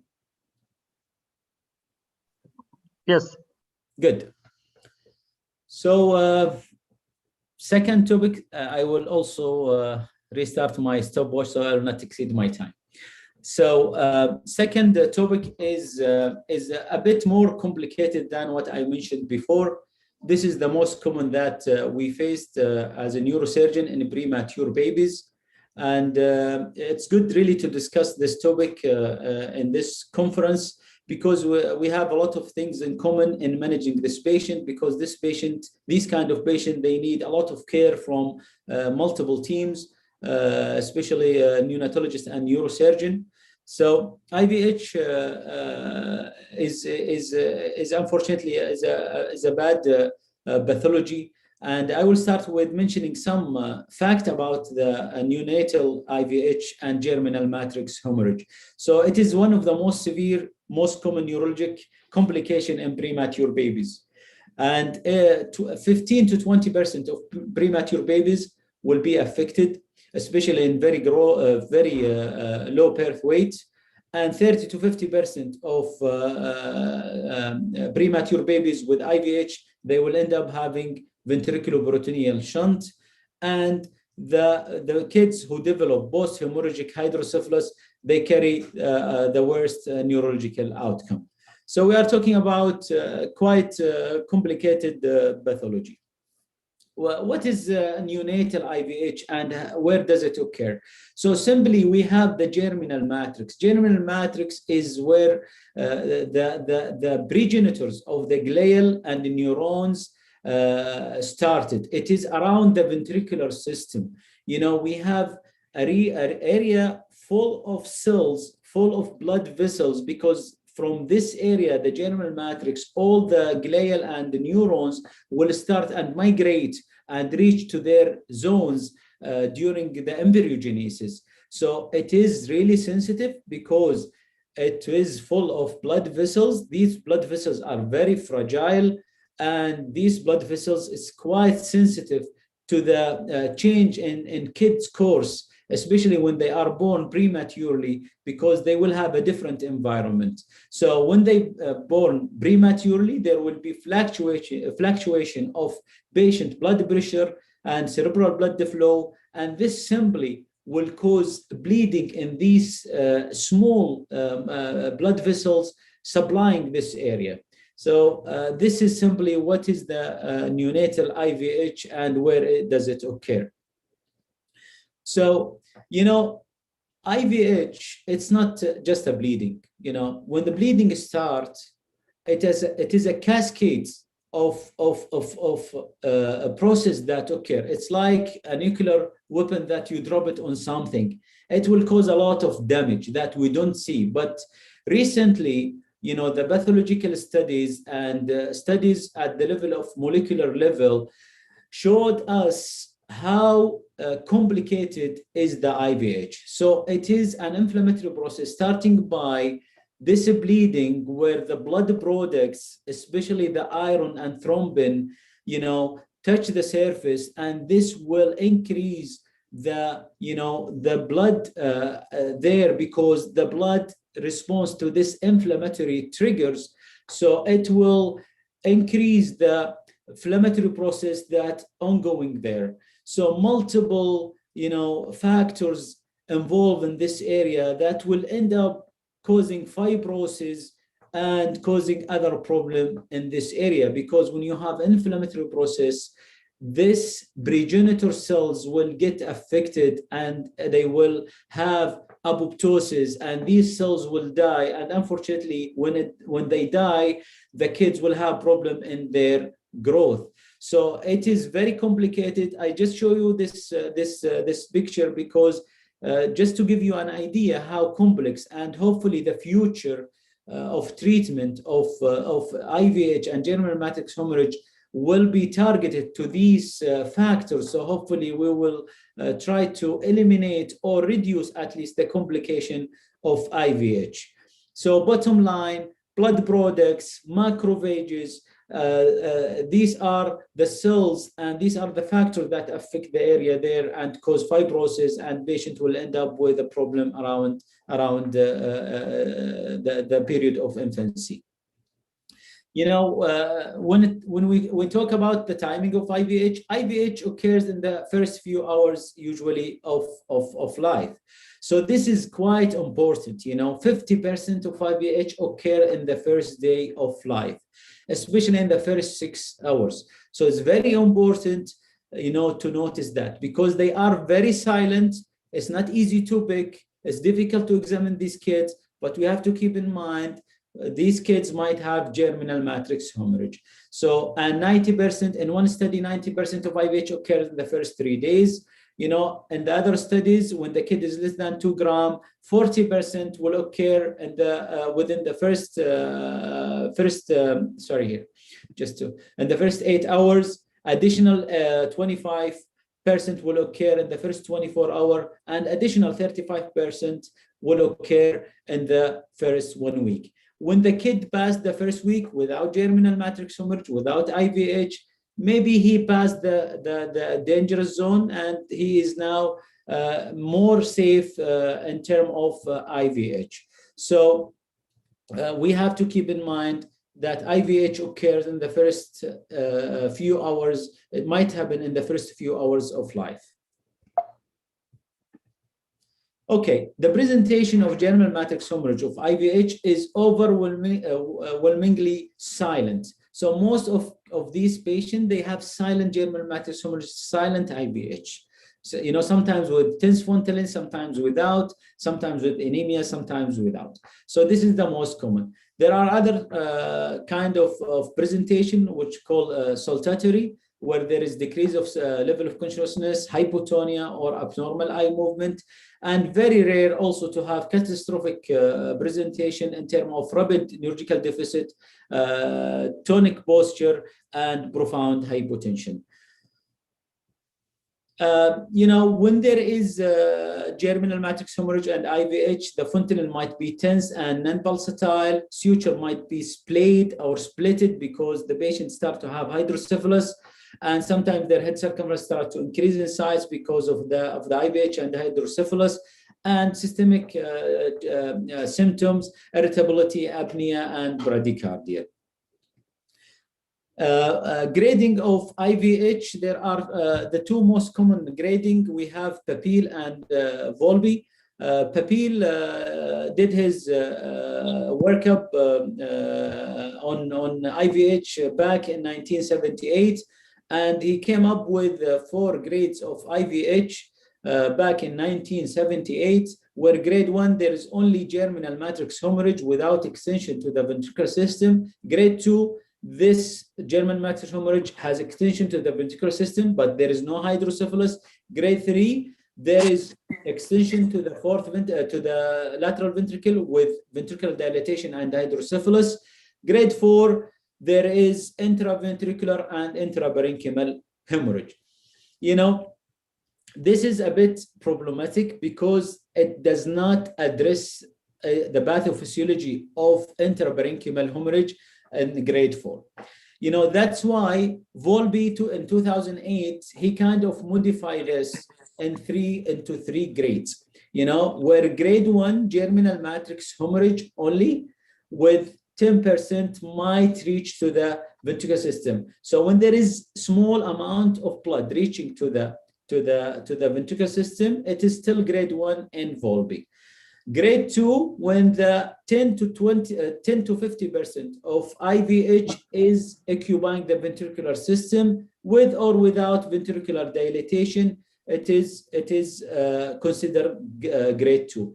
Grade 3, when there is more than 50% of ventricular system occupied with the blood, with ventricular dilatation, of course, most of the time, this is grade 3. So here he did not mention anything about intraparenchymal, because simply intraparenchymal, it is a venous infarction. It is not an extension of germinal matrix hemorrhage. Actually, it is a sequelae of germinal matrix hemorrhage.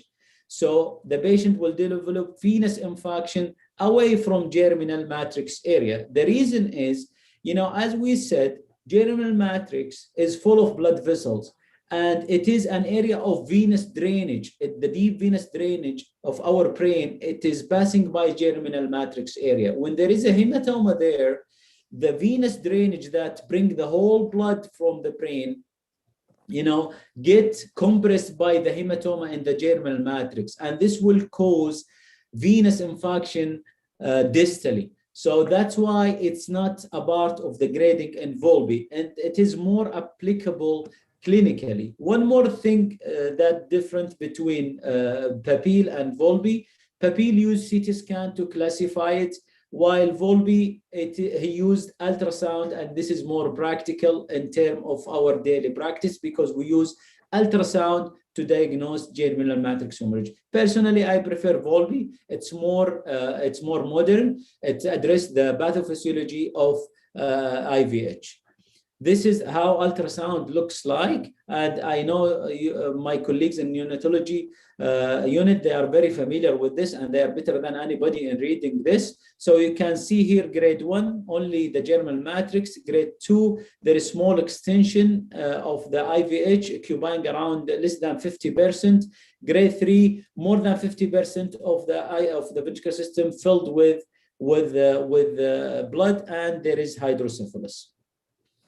Risk factor of IVH are multiple, including sepsis, pneumothorax, hypotension, and asphyxia, coagulopathy. And if you notice, all these, they have something in common, which is fluctuation of cerebral blood flow and blood pressure. So the outcome of IVH as following: 2/3 of patients, they will not have post-hemorrhagic hydrocephalus, which is good percent. 1/3, they will develop post-hemorrhagic hydrocephalus. 2/3 of the 1/3 who develop post-hemorrhagic hydrocephalus, they will have an arrest of the ventricular dilatation or resolution of their hydrocephalus, and they will not need any intervention. 1/3 of the 1/3 who develop post-hemorrhagic hydrocephalus will need a permanent management like VB shunt. But keep in mind, some of the kids, they will develop delayed dilatation of their ventricular system later on. So they need regular follow-up. Management, the primary management of IVH is the prevention. It's very important, and we can talk really in length about prevention and reducing the risk factor, reducing the chance of IVH by giving some medications. It's good to mention here, steroid antenatally reduce the risk of IVH, not postnatally. Other medication like phenobarb and other medication being discussed in neonatology literature, and still none of them really strong, but still some of them use it. But steroid is very important in antenatal period to reduce the IVH risk factors. When there is IVH and there is hydrocephalus, here our role as a neurosurgeon comes. So we can do repeated lumbar puncture either by neurosurgeon or neonatologist to reduce the pressure inside and to reduce the CSF, and we can drain 10 ml per kilogram a day. Other way of managing the IVH with hydrocephalus is putting external ventricular drain, where we drain the CSF outside with the bag and drainage system. It is not good because it has higher chance of infection in these premature babies with low immunity. Personally, I don't like it. I don't use it. I try to avoid it as much as I can. The other way of managing IVH with hydrocephalus is ventricular reservoir or hydrocephalus, where we put an a drain, attached to a reservoir under the skin, and neurosurgeon or neonatologist will aspirate from this reservoir through the skin on daily basis according to the need. Third way or fourth way of managing the hydrocephalus is ventriculo-subgaleal shunt. I prefer this one. It's very physiological.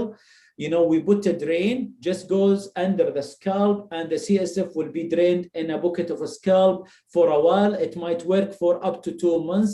It's very good. I like it, and I prefer to use it in premature babies. Fifth one, it is ventriculoperitoneal shunt. I use ventriculo-subgaleal shunt as a bridging procedures. Once the patient declare himself that he is having hydrocephalus and his weight allow us to do VB shunt, I take the ventriculo-subgaleal shunt. I put VB shunt as a permanent management. So this is just a general idea about IVH and management. And again, thank you very much for inviting me. Thank you very much for taking care of our kids in ICU. Thanks a lot, Dr. Osman. And I have just 2 questions for you. Sure. One, in preterm babies, do you prefer programmable shunt or normal shunt? There is no programmable in my book, honestly. I use medium pressure and they work very well. Honestly speaking, I have, I still remember like 2 cases in my practice. They have over shunting because I use medium pressure. So I changed the medium pressure to programmable valve. But most of the time it worked very well. The problem, Dr. Nabil, with programmable, it needs a lot of care. Most of our patients not from Riyadh, sometimes they have difficulty in managing this.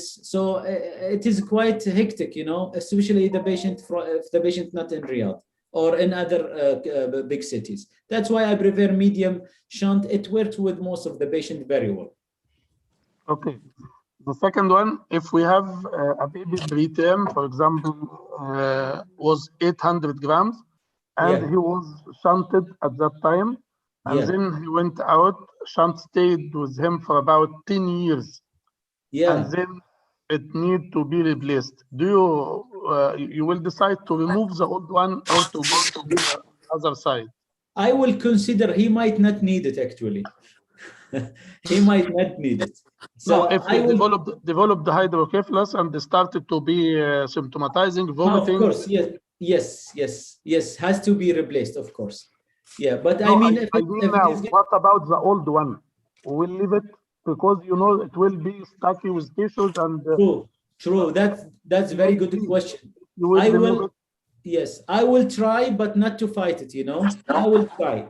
If it is coming out smoothly, without fighting the tube or pulling it out, it's okay. But it's really not important to take it out completely. You can take the valve, the distal catheter, leave the ventricular catheter inside, especially if no infection. It's not a big deal.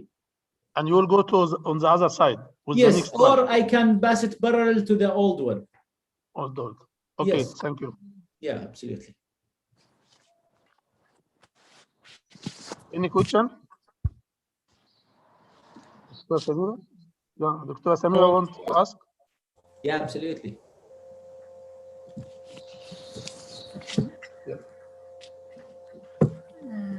Dr. Osman. Yes. If this spina bifida, if associated with Dunning-Walker syndrome, and there is mild ventricular dilatation, if I told you, for example, the ventricular size between 1.2 to 1.5 like this, you will insert the shunt at that time or no?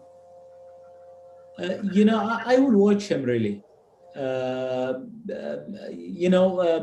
it depends on how his presentation. Like if we do daily head circumference measurement and it's not really progressing, I think it's worth to wait.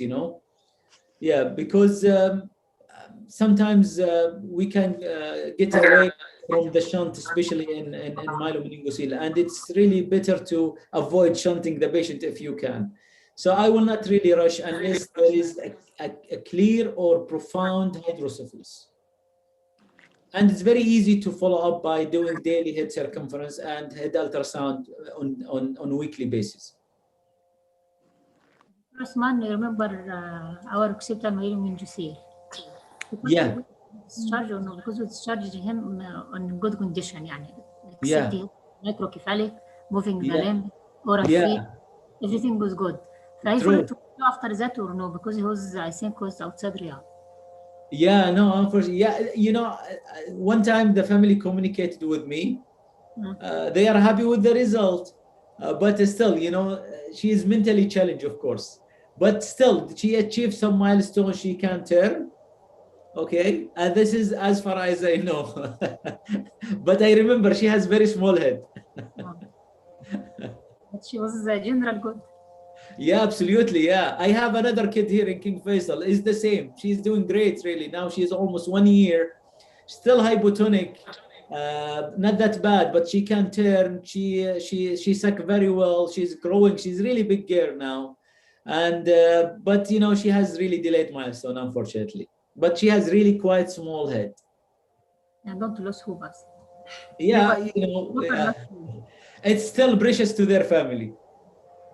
Yes. Yeah. Okay, thank you, Dr. Osman. Absolutely, thank you very much. Now we will move to our next speaker. Will be Dr. Rami Mustafa. Dr. Rami Mustafa is a consultant pediatrics and neonatology in Saudi German Hospital, Riyadh. He is our colleague. He will give us a lecture about pain management in ICU. Yeah, Dr. Rami. Okay. First thing, I want to thank Dr. Nabil about his kind invitation for this conference. Let's go directly to our topic today. It is pain management in ICU. According to the American Academy of Pediatric, the pain is an unpleasant somatic or visceral sensation associated with actual or potential tissue damage, while the stress is a disturbance of the dynamic equilibrium between an infant and his or her environment that result in a physiologic response by infant. There is some misconception about the pain in newborn. Some of them, the pain pathway in neonate are unmyelinated or otherwise immature and cannot transmit painful stimuli to the brain. Also, the brain perception is located only in the cortex and thalamocortical connection, which must be fully developed in order to allow pain perception. The human infant doesn't have the psychological context in order to identify any experience as painful, and this doesn't develop until 2 years, and the newborn are at great risk for the adverse effect of analgesic or sedative agent. All these are wrong completely. Why? Because both preterm and term infant experience pain and stress in response to noxious stimuli. By the middle of the second trimester, the human fetus has a highly different and functional sensory system. The fetal system appears to transfer different sensory mediators, which are mediated by different pathways than in mature adult system. How the brain response, neonatal brain responds to pain. In preterm infant, near infrared spectroscopy has demonstrated increased cortical activation in the somatosensory areas of the brain in response to painful stimuli. While in term infant, the functional MRI study identified brain activation in 18 out of 20 brain regions typically activated in healthy adults following noxious stimulation. This result demonstrates that sensation of pain are active in infant and suggested that infant pain experience closely resemble that of adult. Types of neonatal pain. The neonate will suffering from different type of pain. First of them, the acute or physiologic pain, which happen with any skin damage like heel streak or venopuncture. Established pain like post-surgery, localized inflammation, brain-related trauma, birth-related trauma, and prolonged or chronic pain like necrotizing enterocolitis and meningitis. What is the frequency of the painful procedure? In a large prospective French study of more than 400 neonates admitted in the tertiary NICU during the first 14 days following NICU admission, the following findings were noted. About 70,000 first attempted procedures were recorded, of which 70% were painful and 30 were stressful. An additional 11,000 subsequent attempts were performed, of which 90% were painful and 10% were stressful. Now, what is the effect of inadequate treatment of neonatal pain? It is altered pain response, which in the form of increased pain sensitivity and the chronic pain syndrome, and also neurodevelopmental outcome like impairment cognitive development, decreased cortical thickness, and dysregulation of hypothalamic pituitary adrenal axis. So it is essential to identify, assess, and manage neonatal pain effectively in order to minimize its impact on immediate and long-term outcome of preterm or term newborn. How to assess the pain? You need two issues. First, to select an accurate clinical pain assessment tool. Second, to train your staff to use this tool. The pain assessment tool depends on two items, the physiological parameter and behavior response. Physiological parameter like change in heart rate, respiratory rate, blood pressure, and vagal tone, oxygen saturation, pulmonary sweating, skin color, or pupillary size. Behavior response like crying pattern, facial experience to pain like brow bulge, eye squeezing, nasolabial flow, or open the mouth. Also, the hand and body movement, muscle tone, and sleep pattern. What is the famous pain assessment tool we have? We have here a list of most famous tools we have.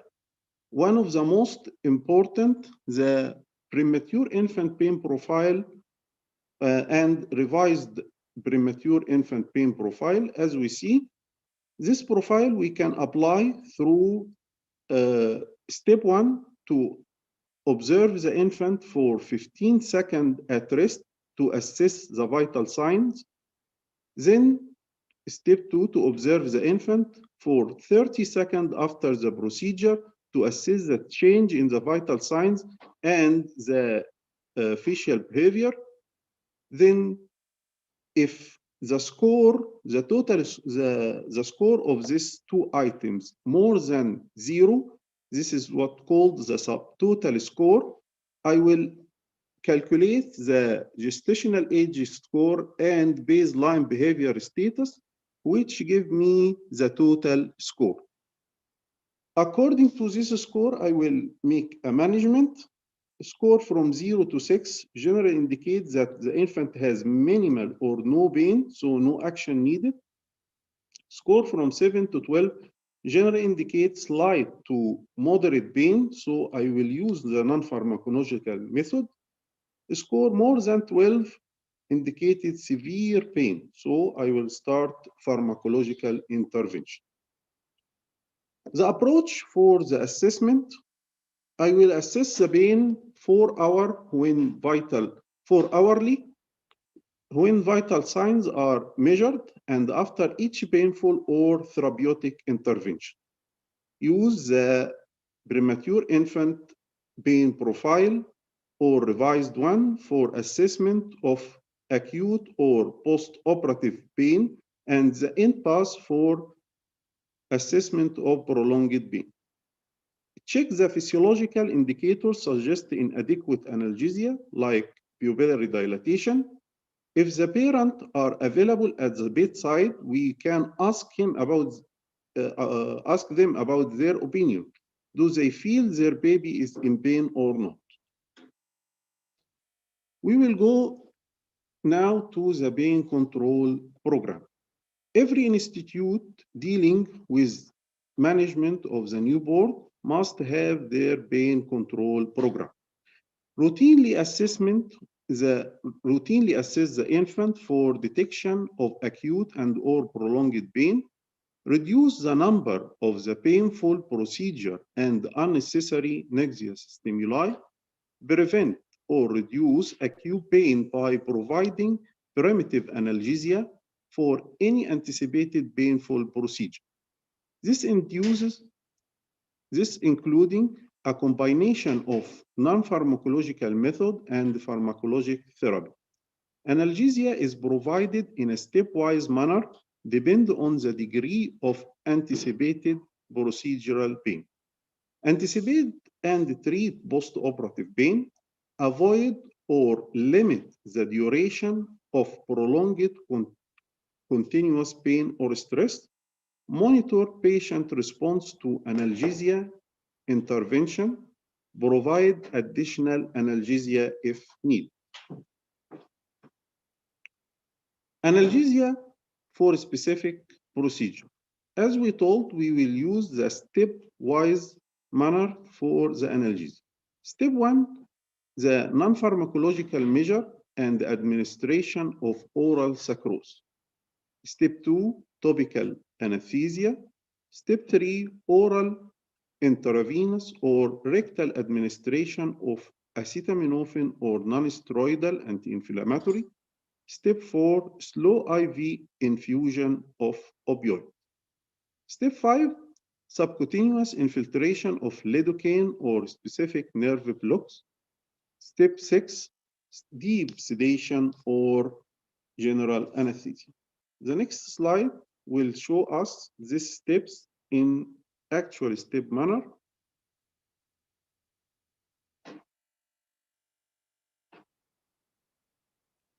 Let's go directly to the non-pharmacological analgesia. We have different modalities. First and most effective is breastfeeding. Breastfeeding is developmentally superior alternative to oral sucrose or glucose for pain control in infants. Others, like non-nutritive suckling, swaddling, or facilitating tucking, skin-to-skin contact, like kangaroo hair, and sensorial saturation using of touch, massage, voice, and smell. Pharmacological therapy. Pharmacological therapy of neonatal pain control includes oral sucrose and other sweet tasting liquid, local analgesia, including topical anesthetics and lidocaine, systemic analgesia, including opioid therapy. Oral sucrose found to reducing total crying time, damped physiological response like the heart rate, oxygen saturation, or increased vagal tone in response to pain, reduced facial experience specific for pain, and lower pain assessment score. Mode of action of oral sucrose, mostly we thought it is activating the opioid and non-opioid endogenous analgesic system in the brain system. What is the clinical use of the oral sucrose? I can use it as a solo agent in the heel stick, venopuncture, venous catheterization, nasogastric insertion, arterial puncture, bladder catheterization, and during ROB assessment. Combined with other agents in lumbar puncture, circumcision, chest tube insertion, PICC line insertion, and interosseous axis insertion. What is the dose?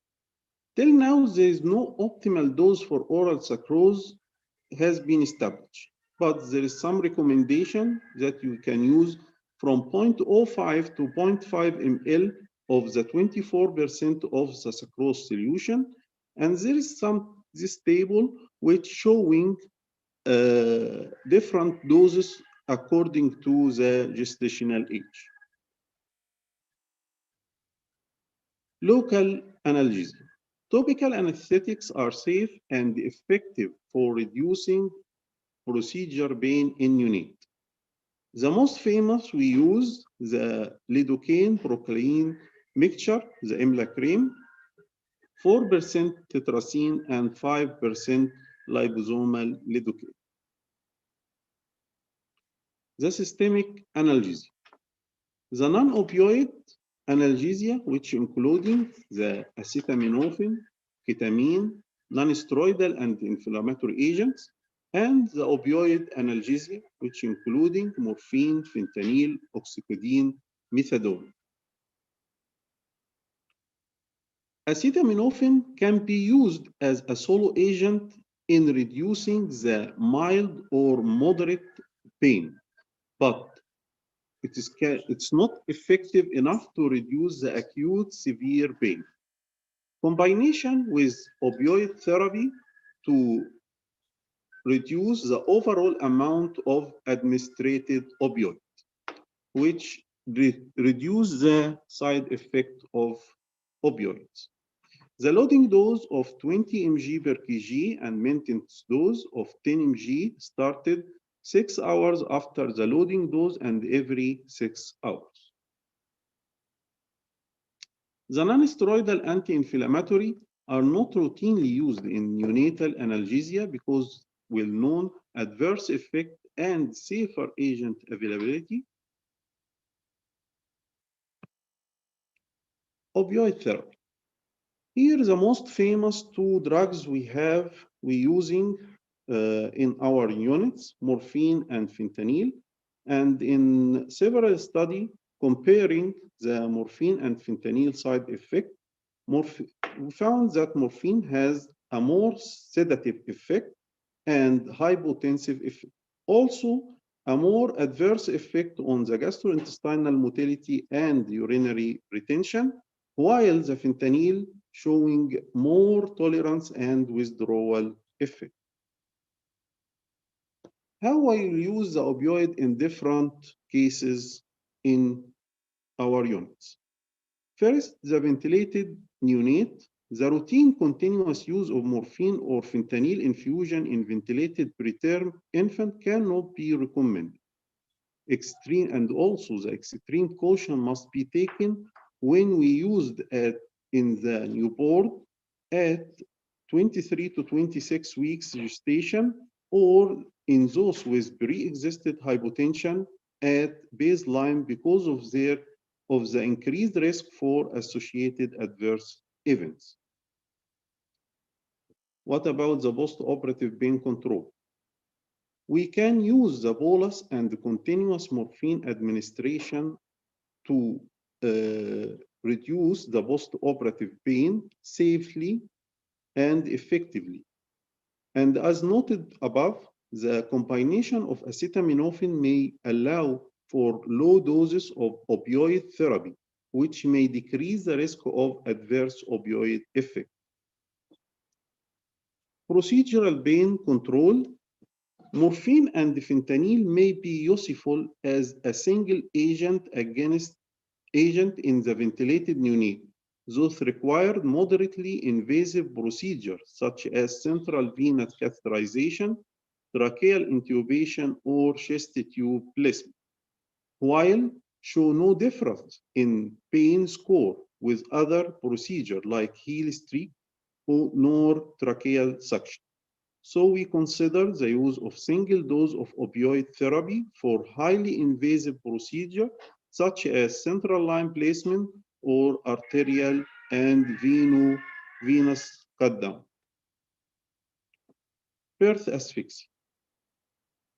MRI done at the 7th day in neonates with birth asphyxia demonstrated less brain injury and also higher score in their neuromotor function and in the pediatric cerebral performance category than those who don't receive the opioid therapy. At the end, comfort measure at the end of the life, the opioids are the most commonly used sedative at the end of the life. The intranasal fentanyl can be used in case of unavailability of the intravenous access. What about the ketamine therapy? Ketamine, it is a new modality in the sedation and pain management in neonate, and it is found to be used effectively from 1 to 2 mg per kg per dose for neonate with hemodynamic instability such as congenital heart disease and congenital diaphragmatic hernia, or those needs ECMO cannulation. Further research is needed to establish the safety and efficacy of ketamine analgesic and sedation for ventilated neonate or other clinical conditions. Sedatives. Benzodiazepine don't provide analgesia and may even mask the clinical signs of pain in some neonates. Based on that, the use of midazolam is not recommended at all in preterm neonates. Summary and recommendation. Neonate experience pain in similar manner to older children and adults. Pain is the most common and intense in infants who are cared for in ICU. Each healthcare facility that treats neonate must establish a neonatal pain control program. Analgesia should be provided preemptively for any painful procedure. Non-pharmacologic measure and pharmacologic agent are used for neonatal analgesic control. We employ the stepwise approach in the management of neonatal pain, depend on the clinical setting. We suggest using non-pharmacologic measure to improve analgesia for any painful procedure. For neonate undergoing a brief nail streak, we recommend oral sucrose. This can be combined with non-pharmacologic measure. Alternatively to oral sucrose include breastfeeding, breast milk, or glucose. In this setting, we don't recommend acetaminophen. Neonates undergoing a more prolonged or painful skin breaking procedure, in addition to oral sucrose, we suggest the use of topical anesthetic cream. For male neonate for circumcision, in addition to oral sucrose, we suggest ring block or dorsal penile nerve block rather than topical anesthetic cream. For neonates who undergo more invasive procedure, such as central line placement, we suggest that non-pharmacological measure to be combined with local or topical anesthesia and or systemic analgesia to provide adequate pain management. We recommend also that the baby receiving post-operative analgesia as a combination of non-pharmacologic approach, acetaminophen, and opioid therapy. Lastly, we don't recommend the morphine or fentanyl infusion for routine sedation or pain control in ventilated neonate. Analgesia in such patient should be based on individual assessment of their analgesic requirement. Thank you. Thanks a lot, Dr. Rami, for your excellent presentation. Now, anyone want to ask something? Or we can shift to the second session so we can finish early today.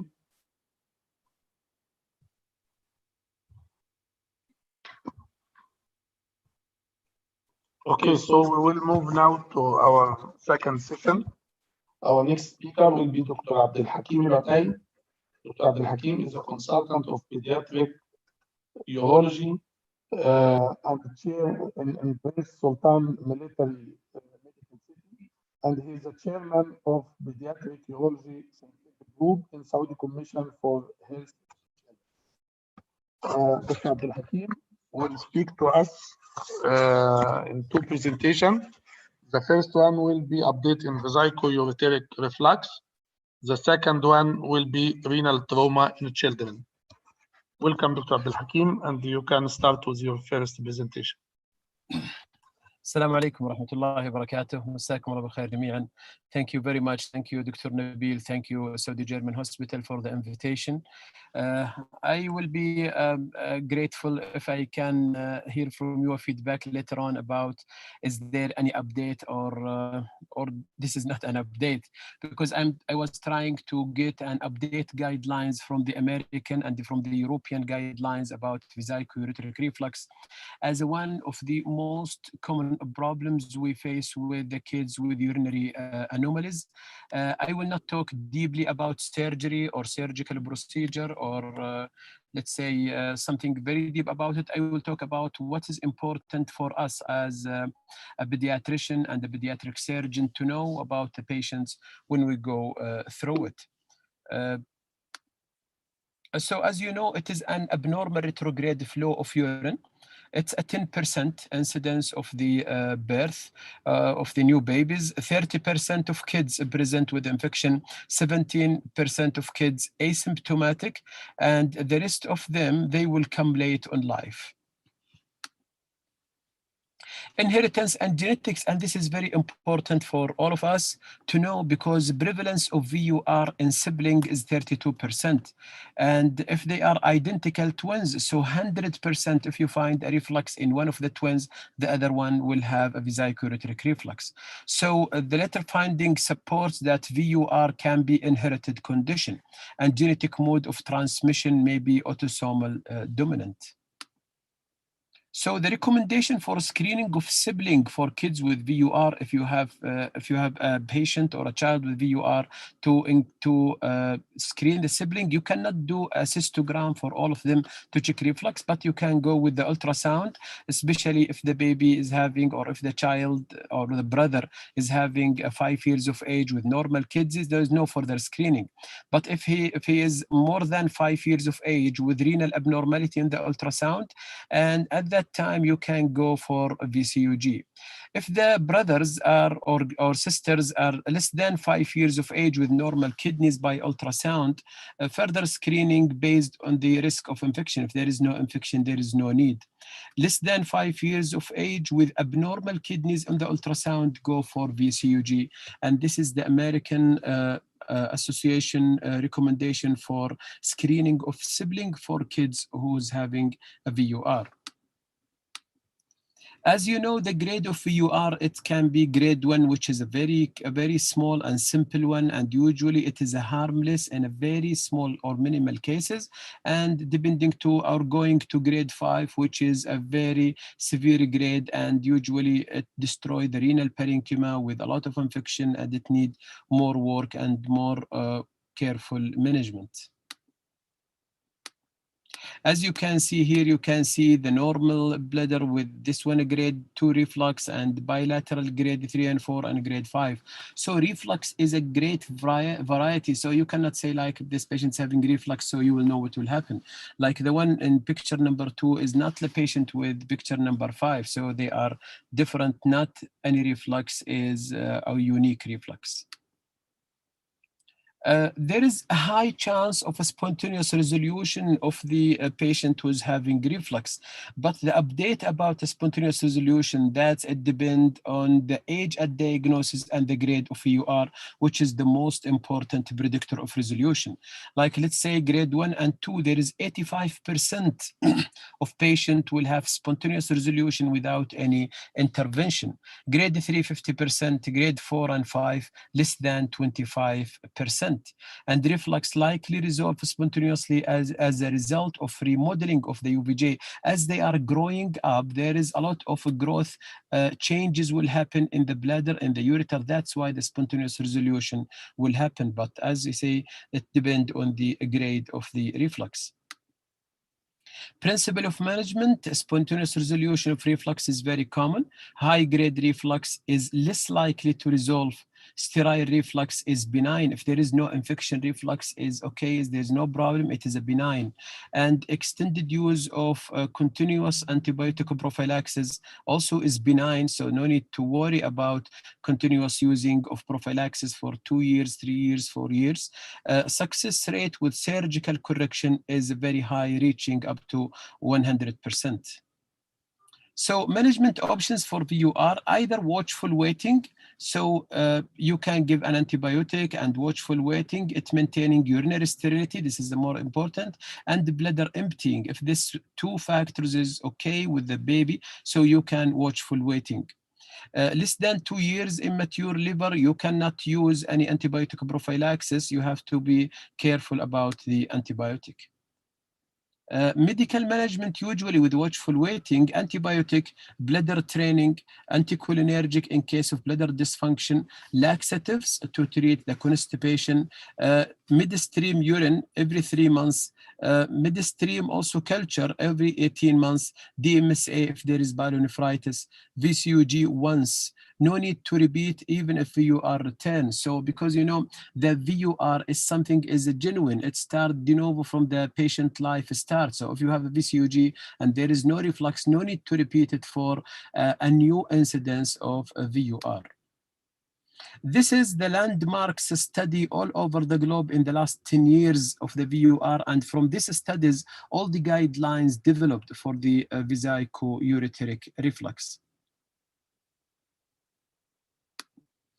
So the indication for surgery of VUR, as you know, the high-grade VUR 4 or 5 with evidence of scarring associated with congenital abnormalities like in the UVJ, renal compromise, failure of the growth, persistent of VUR in girls at puberty, like a girl who reached 12 years and still having even low-grade reflux, we have to treat as they are going for menstruation and pregnancy.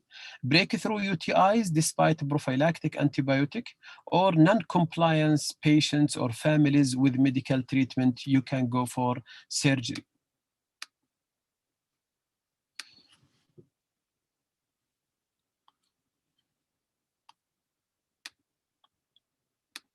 As you can see here, sorry for this. As you can see here, this is a brief about surgery, like we open a Finan steel incision, then we open the bladder, we put 2 catheters, then we isolate every ureter from its place. Then we dissect every ureter and we bring it to the other side to increase the length of the ureter inside the bladder. And as you can see here, we do for both sides. Here is a summarization of what we say. This is a summary of the American Urology Association guidelines for the management of vesico-ureteric reflux in children. And if the infant is less than 1 year with VUR and no scarring, you can go for antibiotic prophylaxis if it is low for all the grades. If it is persistent after 1 year, no consensus regarding antibiotic. Persistent grade 3 and 4, you can go for surgery. Also persistent grade 3 and 4 or 5, you can go for surgery because there is a less chance of resolution. If the infant is less than 1 year also, but there is a scarring in the kidney, grade 1 to 4 should go for antibiotic prophylaxis. Antibiotic is preferred, but surgical option is reasonable in case he is beyond 1 year or there is breakthrough UTI, but you cannot do re-implantation before age of 1 year, as we don't want to touch the trigon and interfere with the growth. Then it can cause bladder growth arrest and small bladder in the future. Thank you very much. If you have any question, or we can proceed for the next presentation. Dr. Nabil. Thanks a lot. You can proceed to the next presentation. All right.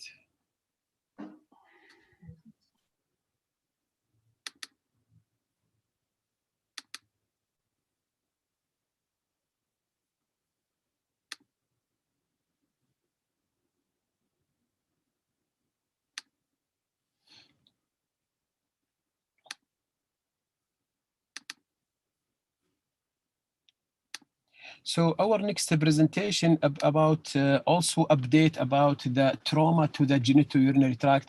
Also, I will not go deep with you in the surgical management or surgical things, as it is for a very subspecialized area. So, but we will go for like general guidelines or general update on the guidelines as per the American and the Swedish and the Japanese updates. ايوه بس جو ديب شويه، يعني جو ديب شويه، ما تاخدهاش كده اوام اوام. طيب طيب انا عشان بس الناس اخاف تمل يعني فقط، لكن good one. طيب trauma is the most common cause of pediatric death. As you know, blunt trauma account for 90% of the genitourinary injuries in kids. Renal trauma accounts for more than 60% of the trauma. As you know, the trauma can happen to the kidney, ureter, bladder, urethra, or to the genitalia as a penile, scrotum, and testis. As we agree, we will talk about the kidney only as a renal trauma and bladder. So as you can see here, it can be a penetrating trauma or it can be a blunt trauma to the kidneys. And everyone, it has a different pathway. So pediatric kidney is more susceptible to trauma. As you all know, that it's protected by an immature, more pliable thoracic cage and weaker abdominal musculature. It has less perirenal fat and site in the lower position in the abdomen than adults. That's why it is a very prone to trauma rather than the adults.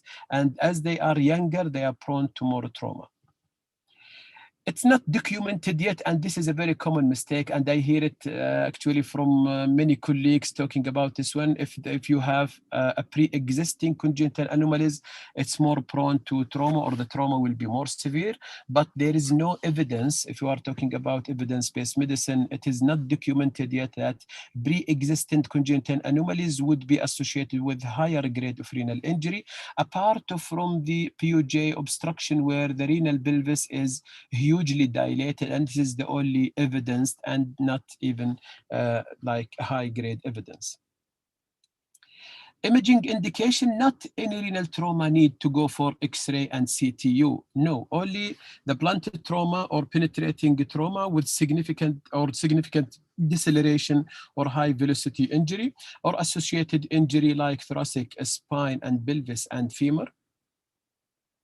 So what about hematuria? It is an indication. In kids, hematuria is very unreliable in determining who to screen for renal injury or not. Hematuria of any degree may be absent in up to 70% of kids with more than grade 2 renal injury. This is a very important information, because, you know, we have seen a lot of practice in the emergency. Depending on the hematuria, if there is no hematuria, they will consider him as a mild or moderate. No, hematuria, as you can see, 70% is absent. Even if the patient have more than grade 2 injury to the kidney, they might have no hematuria. So hematuria is a poor indication for management or risk stratification.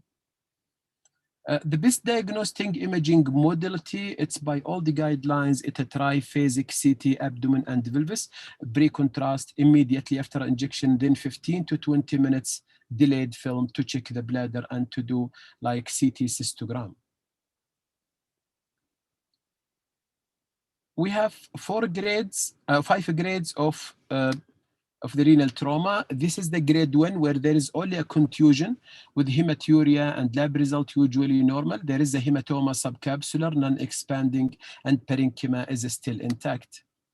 This is a grade 2, where there is a hematoma perirenal and not expanding, laceration less than 1 centimeter, renal cortex only, not reaching the calyceal system, and no urinary extravasation. The difference between grade 2 and the grade 3, like it is more than 1 centimeter and also still in the renal cortex and no extravasation. The difference for grade 4 is there is a urinary extravasation with a main renal artery vein injury with contained hemorrhage, but still there is a kidney contour available. And the difference with the grade 5, like the kidney is already shattered or completely shattered kidney with avulsion of renal hilum, with which devascularize the kidney. So management of renal trauma, evidence has shown that the nephrectomy rate in patients with traumatic renal injury was higher with surgical exploration. So if you do surgical exploration for a patient with renal trauma, most likely it will end by nephrectomy, even if it is a low grade, because of difficulty to delineate the anatomy and to differentiate hematoma from the renal parenchyma. So non-operative management is the mainstay for almost all of the grades, with some exception. Grade 1 or 2 renal injury, irrespective of traumatic etiology, it's non-operative. Isolated grade 3, 4, and hemodynamically stable grade 5, even renal injury, also non-operative. Non-operative therapy, we mean by it like bed rest and antibiotic, serial monitoring of vitals, urine output, abdominal exam, CBC, ambulation once gross hematuria resolve, and no sternus activity for 6 weeks, as during the 6 weeks, this is a healing period for the kidney to heal. Antibiotic indication, penetrating or blunt trauma with large retroperitoneal hematoma or blunt trauma with urinary extravasation. But just blunt trauma, there is no need for antibiotic. Surgical intervention, as we said, it's a very, very limited rule for surgical intervention. It's only for uncontrollable renal hemorrhage with a vascular instability, or a patient with persistent or delayed hemorrhage after observation, or a patient with expanding pulsatile retroperitoneal mass found on surgical exploration. For there is another coexisting intra-abdominal injury and you might go for exploration. But even in this situation, maybe there is no need to open the retroperitoneum, then it will end by nephrectomy. Secondary hemorrhage, this will happen 10 to 14 days after injury. After you discharge the patient, after observation, he will come back with hemorrhage. That's why we said complete bed rest at home for 2 weeks at least. It occurs in 25% of patients with grade 3 and 4 renal trauma, usually due to development of AV fistula or pseudoaneurysm. It will rupture. Management in these cases, usually it managed in non-operative fashion. Most AV fistulas after trauma need treatment. Treatment means selective angiographic embolization with 80% success rate by intervention radiologist. Open exploration only for failed embolization. Follow-up imaging for any patient with a trauma, grade 1, 2, 3 with viable parenchyma, there is no follow-up imaging. Usually we do ultrasound after 2 weeks, then there is no need for long-term imaging. Grade 3 with non-viable parenchyma, or grade 4, or salvaged grade 5 renal injury, definitely they will need 2 to 3 days after trauma, then after 3 months, and to check on them. For the ureteric trauma, it is uncommon. It's less than 4% caused by penetrating trauma. Usually it depends on the extent and location and mechanism of injury. Perforation after ureteroscopy, this is the most common. It happens more in the adult rather than the kids, and this is surgical. Ureteric contusion or in-adventure ligation done surgically, usually we put a stent for 6 to 8 weeks. It's success in a high grade.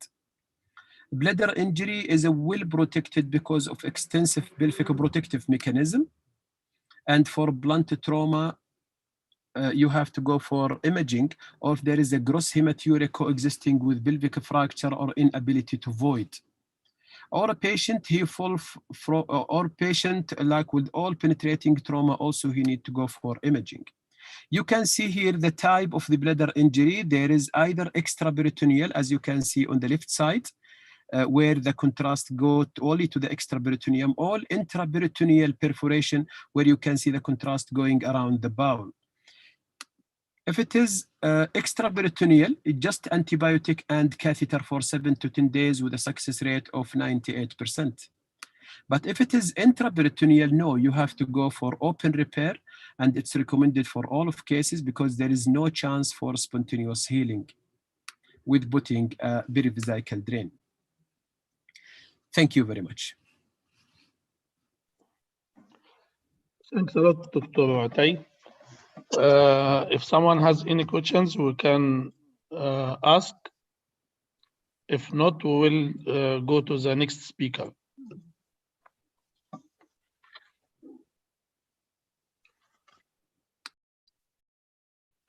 Okay, no one is asking.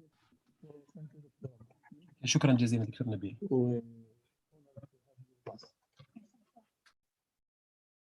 So our next speaker will be Dr. Iman Al-Masharawi.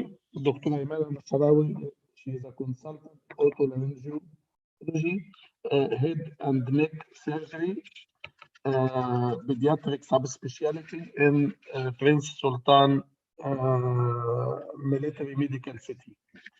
She will give us a talk. Actually, she was supposed to give us 2 talks, but she has some issues. So we will just have just 1 talk. It will be the post-meningitis ENT sequelae. So welcome, Dr. Iman.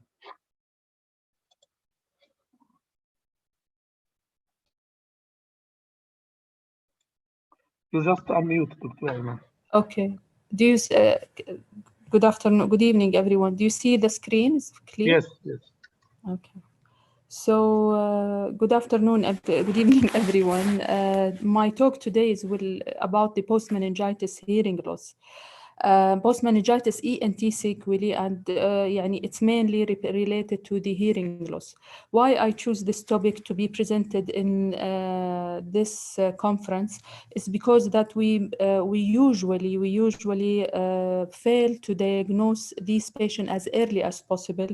And I remember we found a patient who was having a pneumococcal meningitis, came to the NICU in Saudi German Hospital Riyadh, and she was also she had a history of prematurity, and we discovered that she was having profound hearing loss bilaterally, and from there we start acute intervention for this child at the age of 4 months actually.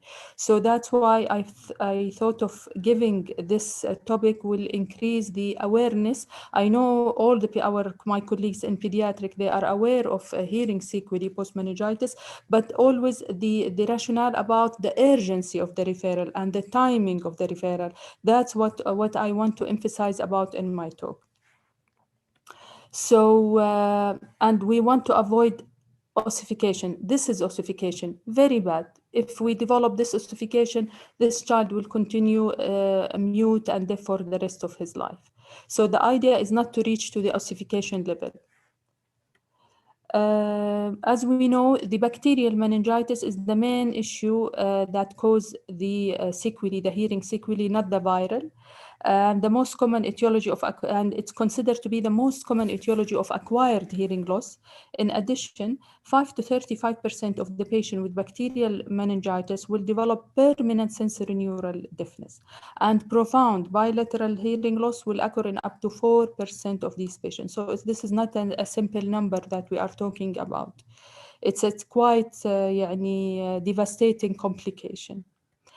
The incidence of documented hearing loss in the studied population of 655 patients with bacterial meningitis in a tertiary care center was established to be 28%, and review on the topic found a mean incidence of 11% with a large variation from 2 to 35% in the individual study. This is just to elaborate how different studies show different results, but as we know, we will this is the final number and the final figure that we want to put it in our mind, that 4% might have profound bilateral hearing loss. And these profound bilateral hearing loss, they will end up by having ossification for sure. So we need to intervene as much as early as possible. The exact mechanism of hearing loss in patients with bacterial meningitis is not well understood and is likely due to multiple factors: direct labyrinthine involvement, cochlear neuroepithelial damage, and vascular insult. And all of these are more clear in bacterial infection rather than viral infection. Still, why? I ask myself why. I couldn't find an answer, but always maybe the explanation is a viral meningitis. Maybe for sure is the outcome. Maybe it's less devastating than the bacterial meningitis. What are the predictive factors for developing hearing loss in meningitis or bacterial meningitis? Hearing loss may occur as early as 2 days after the acute attack. And maybe it may be reversible in some of the cases. Some 77.6% of patients who did not develop hearing loss, they treated with pre-admission of antibiotic. So giving earlier antibiotic might somehow protect against developing hearing loss. In contrast, only 22% of the patient who developed hearing loss received pre-admission antibiotic. So, and also limited follow-up audiological tested found the initial hearing loss will be stable. So if he have an hearing loss, most of the cases, this hearing loss would stay stable with the patient for the rest, for the next 1 year. That's why also another important thing that we need a long-term follow-up and guideline. This guideline, there is no clear guideline for how long we should follow up the patient and in general, but in our hospital, we follow up the patient if he have a stable hearing loss for 1 year. The microbiological characteristic of the bacterial meningitis has significantly changed over the past decade, mostly owing to the introduction of the conjugated vaccine. Before, we used to be, the hearing loss were more with Haemophilus influenzae type B, but the recent study, because of the dramatic decrease of Haemophilus influenzae type B, streptococcal pneumonia and Neisseria meningitis are far the most common organism that cause bacterial meningitis. So for sure, they are the most common two organisms that cause hearing loss. But with the developing of the pneumococcal vaccine and conjugated vaccine nowadays in the vaccination card for children, we think that this incidence will become less and less with time. The children with pneumococcal meningitis, usually younger patients. So we think that pneumococcal is worse than meningococcal in hearing loss. Usually, children with pneumococcal is younger, presented with longer history of symptoms, require longer hospitalization, and have a greater incidence of seizure, and were more often to have a concurrent otitis media and presentation than children with meningococcal. Children with meningococcal meningitis were always, not always, most of the time school age, and had a greater elevation of CSF white cell count and had less decrease in CSF glucose. And we will talk about the CSF glucose as a predictive of the hearing loss. Children with pneumococcal meningitis were more likely to have hearing loss, 35%, than children with meningococcal, 23%. Although this does not reach as a statistical significance, just to alarm the physician that pneumococcal is more worse than meningococcal. If I have pneumococcal, I will be more eager to check about the hearing in this child. So another predictive factor is the decreased CSF glucose is the most consistent predictive of hearing loss. It's not clear why low CSF glucose level is a strong predictor of hearing loss. It may be assumed that low CSF glucose level correlate with the bacterial concentration of the CSF, increasing the likelihood of suppurative labyrinthitis as an etiology of subsequent hearing loss. Another potential sequelae of low CSF glucose is direct damage to the cochlear neuroepithelium. Still further study evaluating the effect of hypoglycemia on the cochlea and the need to better understand the relationship, but this is the hypothetical explanation. Seizures are common in children with bacterial meningitis and may be seen in 20 to 30% of the patient. The development of seizure and cranial neuropathy were more common in children with pneumococcal meningitis than children with meningococcal meningitis. In addition, both factors predict an increased incidence of hearing loss in patients with meningitis, pneumococcal meningitis. So the development of seizure is a multifactorial and may be due to high fever, metabolic disturbance, or focal irritation. We are trying to think why is really the seizure a predictive factor, clear predictive factor. At the end of the day, they finalize about that the cranial nerve involvement or the cranial nerve neuropathy is the sign of severe infection, and it's highly really correlated with the development of hearing loss. 10% of patients develop cranial neuropathy, and all of them affected except 3 with hearing loss. Of the patient with hearing loss and cranial neuropathy, 71% had at least severe sensorineural deafness. So just to wrap up, maybe it was confusing to you. Seizure is another predictive factor, and cranial nerve involvement, craniopathy, but the explanation is more clear with the cranial, neuropathy, the cranial nerve neuropathy, and usually it's the abducent nerves where whenever it's been affected, usually the hearing loss will be more in these cases. Any question? Or shall I proceed? No, okay, you can proceed. Why is all of this, why we are really anxious and looking forward for early diagnosis of hearing loss in these kids, in these children, not to wait maybe until they recover completely after a couple of months, because of the labyrinthine ossificans. This is an ossified cochlea, as I mentioned earlier. Labyrinthine ossificans was found in high resolution in CT scan as early as 4 weeks of the onset of meningitis. In most cases, ossification occurred bilaterally and with a predominantly asymmetrical involvement of both ears. The rate of osteogenesis increased significantly over the time after the meningitis. This leads to the conclusion that cochlear ossification can be very early and increase over the time with unpredictable speed.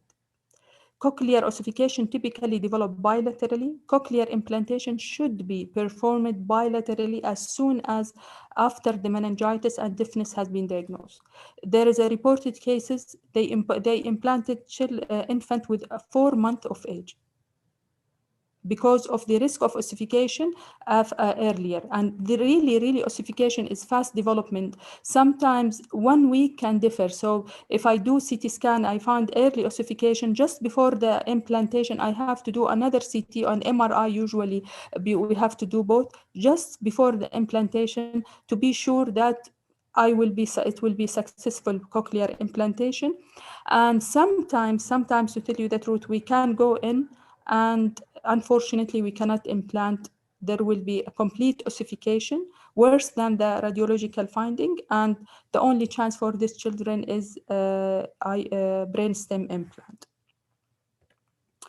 So the other way around now, I want to elaborate about, yes, we elaborated about the meningitis and how it can cause hearing loss, but now I want to elaborate about the post-cochlear implant meningitis, the incidence of because this is very important and we need to be aware about it, especially our the primary health care provider in the the pediatrician, they need to be aware about the very risky sequelae of cochlear implantation.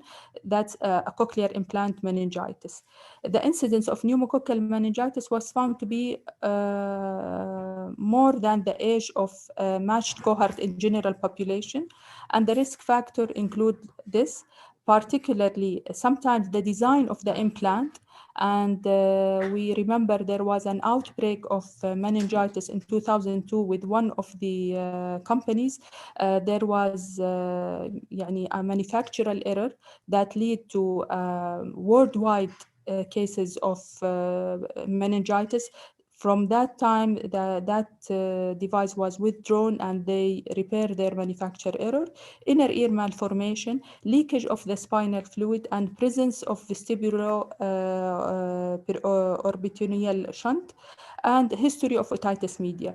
Usually we have to treat otitis media before doing cochlear implantation. Sometimes we need to do ventilation tube. That's why we give pre-op antibiotic to prevent introducing organism into the cochlea and having meningitis post-op.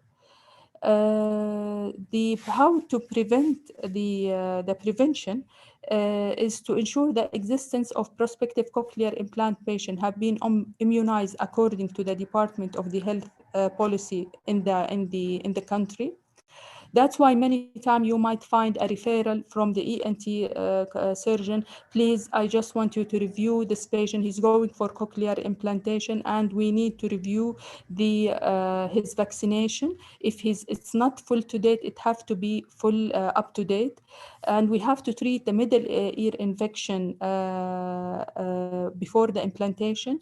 Ideally, schedule cochlear implant surgery when patients are fully immunized in line with the recommendation given in the Department of Health immunization program. However, it is important that immunization does not delay the cochlear implant. So it's one way or another. Check, and we have to check and to treat middle ear infection as we mentioned, and diagnose and to treat middle ear infection properly before the implant recipient. And we need to treat with giving a prophylactic antibiotic.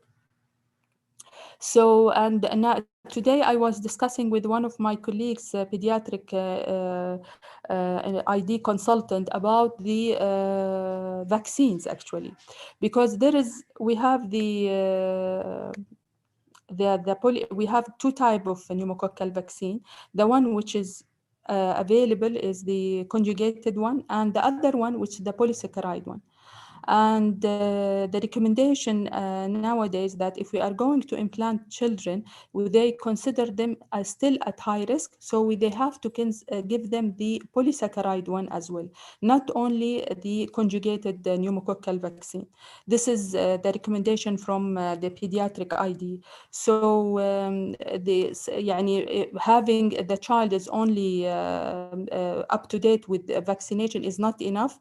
We should consider these children at higher risk of meningitis, and we should give them extra dose. I couldn't find really, it was a discussion, and according to her, we didn't find a clear, how can I say, reference for pre-cochlear implant, but they are one of the highly suspicious, how can I say it? It's one of the, we can consider this patient as one of the patient that might develop meningitis, so we need to protect them by giving them extra booster dose of the polysaccharide pneumococcal as well vaccine. So in conclusion, the result of the systemic review showed that early audiological testing after meningitis is an important, as hearing loss is quite common. Testing should not be too early in the active phase, like couple of days, but at least it's recommended for all the publication that before discharging the patient, do hearing test. And hearing test, if he's very young, less than 9 months, and you cannot do behavioral test, the most, and for me, younger than 2 years, we need to do ABR, and even after 2 years, because having a pediatric audiology, to tell you the truth, is not well developed in our country. So for me, the recommendation is to do ABR and to do autoacoustic emission for all pediatric patients post meningitis or post bacterial meningitis. And we recommend also, if there is a hearing loss at the beginning, we need to follow up this hearing loss, and the follow-up will be with the otorhinolaryngology consultant. And we hope that our take for today, that we will help to create more awareness about the importance of audiological testing after meningitis. These should be started, as I mentioned, as after the acute phase. And that's it. Thank you very much. Thanks a lot, Dr. Iman. If anyone wants to ask,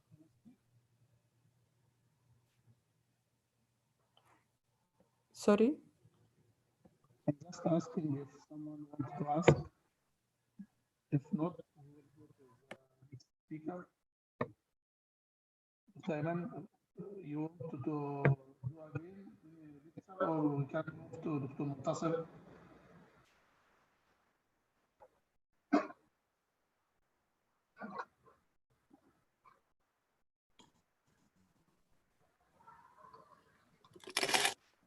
Assalamu alaikum.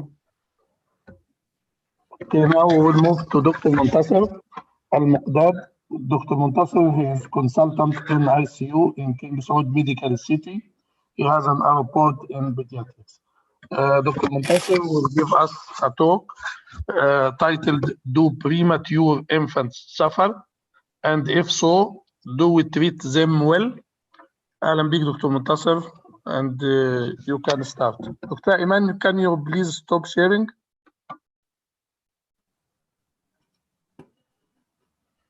Assalamu alaikum. عليكم السلام. Can you share your screen, سلايدات Dr. طلعت منتصر? دكتور نبيل.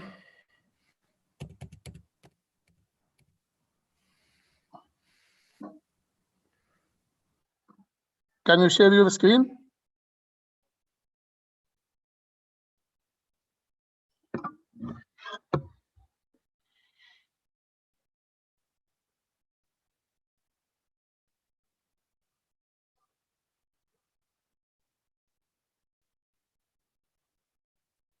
دكتور منتصر.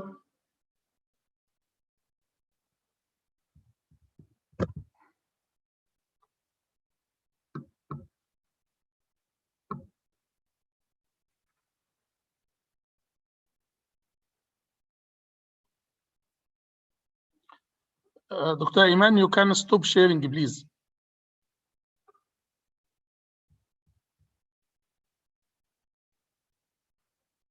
منتصر خرج تاني تقريبا.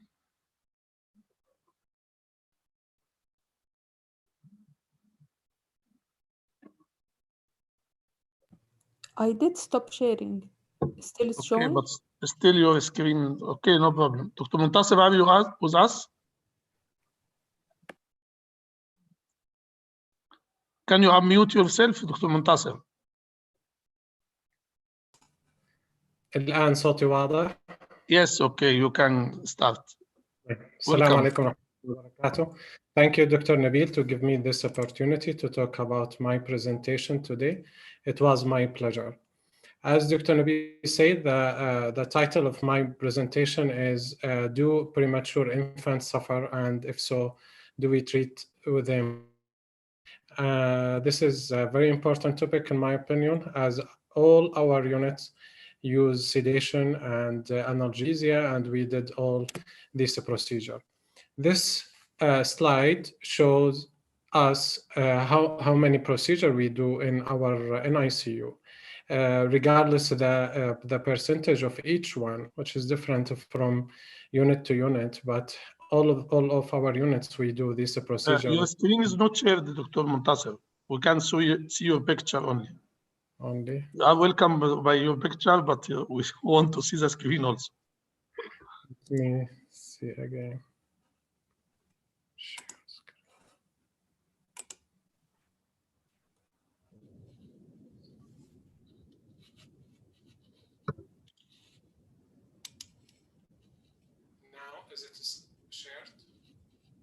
Yes, now it's okay. So as I said, this is But, the yes. Okay. yeah. As I said, this is the list of the procedures we do in our unit.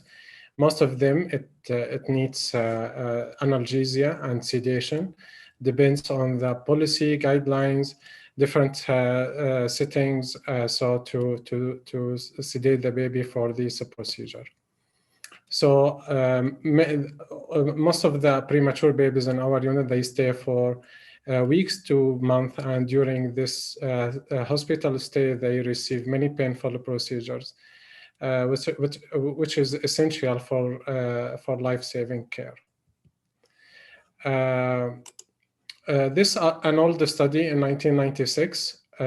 I think they correlate between the hormone stress levels, noradrenaline, adrenaline, and cortisol, and they took the arterial alveolar ratio as a score to see the patient if he is suffer or not. So they found there is a close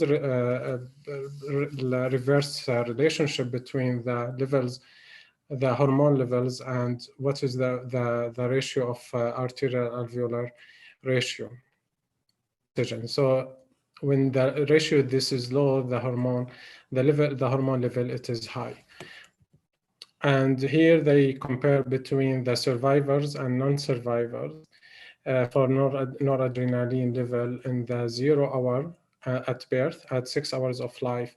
So they found there is a change in the noradrenaline level after we sedated the baby. But in the non-survivors baby, there is no change in the stress hormone, noradrenaline per se, between birth and 6 hours of life. So in this study, they found noradrenaline showed the strongest correlation with an aggressive pattern of increased secretion. Extreme catecholamine responses in the sickest infant are associated with worst outcome. This is another study. They measure the thalamus size on an infant who suffer from pain. So they found they measure how many skin breaks this patient has, and they correlate between the size of the thalamus. They found when the patient had more skin breaks, they found regression or reduction in the thalamus size. So this is another clue that the pain can cause also central nervous changes. So increasing evidence in the last two studies I showed you that suggest the pain is a central factor that predict this maturation, especially in premature babies exposed to pain early. Between these three groups, babies exposed to different severity of pain, and they follow these babies for the outcome. So almost a group A, they didn't suffer, or they didn't have any painful procedure. So they found there is no change in the temporal lobe of the brain. But when they have here mild to moderate and here severe, they found the temporal lobe it didn't catch or there is this maturation in the temporal lobe of these babies. So more evidence now, they say that greater neonatal stress predicts decrease of frontal and parietal brain width and altered diffusion and functional connectivity in the temporal lobes. And the other study, they studied the long-term impact of pain in cohort preterm infants. Till 8 years of age, they found a greater exposure to pain, predicted thinner cortex and multiple vision, and predominantly in the frontal and parietal lobes. And more studies found the same issue, that in greater exposure associated with the smaller regional volume in the limbic system and basal ganglia. And like more studies, like either earlier or later studies, they found the same relationship between the pain and for these babies. More pain, more developmental impairment in premature infants. So theoretically, depends what I said. If we relieve the pain in the early period of life, that will reduce the complications associated with neonatal pain. So if we reduce the pain, or if we didn't expose the patient to, especially the premature infants, to pain, that will improve their outcome. So the neonatologist, sure, they attempt many times or frequently they try to do all of their best to minimize the severity of pain, either in ventilated or non-ventilated patients by administering a sedation and analgesic medication once they admit the patient. And I know many units, they use a sedation once they ventilated the premature, and either morphine or fentanyl, but morphine is the most commonly used analgesic medication in an ICU. This study showed that, as a survey, they showed the most common medication that 5 years. So between 1999 and 2004, over 5 years, they found morphine increased by 105% use. So it was in 24% in 1999, increasing to almost 50% in the 2004. So because of that, many studies studied or reported the effect of morphine and pancuronium on the stress response in ventilated infant. This is a study in 1992, and all the studies showed they compared also the stress hormone, adrenaline and noradrenaline, for a group who received morphine and who received pancuronium, or morphine between at birth and 24 hours of age. So they found patients who receive morphine, stress hormone, noradrenaline per se from 4.2 to 1.8, and it was significant statistically. That's a good point. Other study also randomized double-blind control trial for effect of morphine, catecholamine concentration, ventilated preterm babies. Also, they found adrenaline. It was reduced, which is with significant reduction between at birth 0 hour and 24 hours, even if it's a small size, 19 babies. But also there is reduced in the stress hormone in patients who receive morphine. And this is also all the study. Other more study also RCT, affect the morphine, adrenaline, noradrenaline. They found also there is a reduction in the patient who in the noradrenaline level here. So also it is reduced. Here for ventilated baby, if we talk about synchronicity between the machine and the patient breath, here in the left side, we can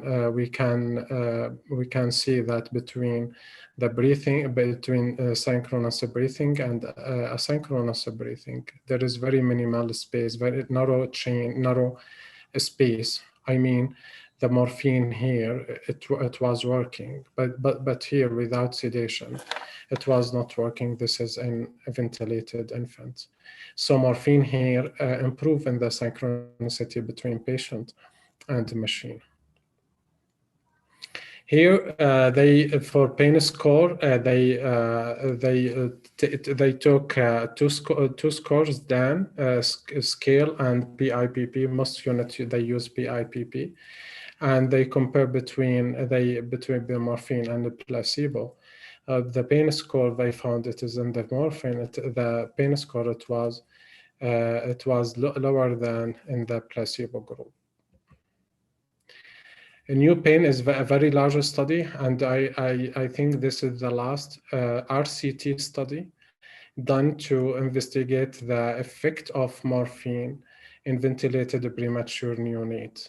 And it was published in Lancet 2004, or it was a very large study. They randomized, they recruited here around 450 babies for morphine study, for morphine group, and the same number for placebo.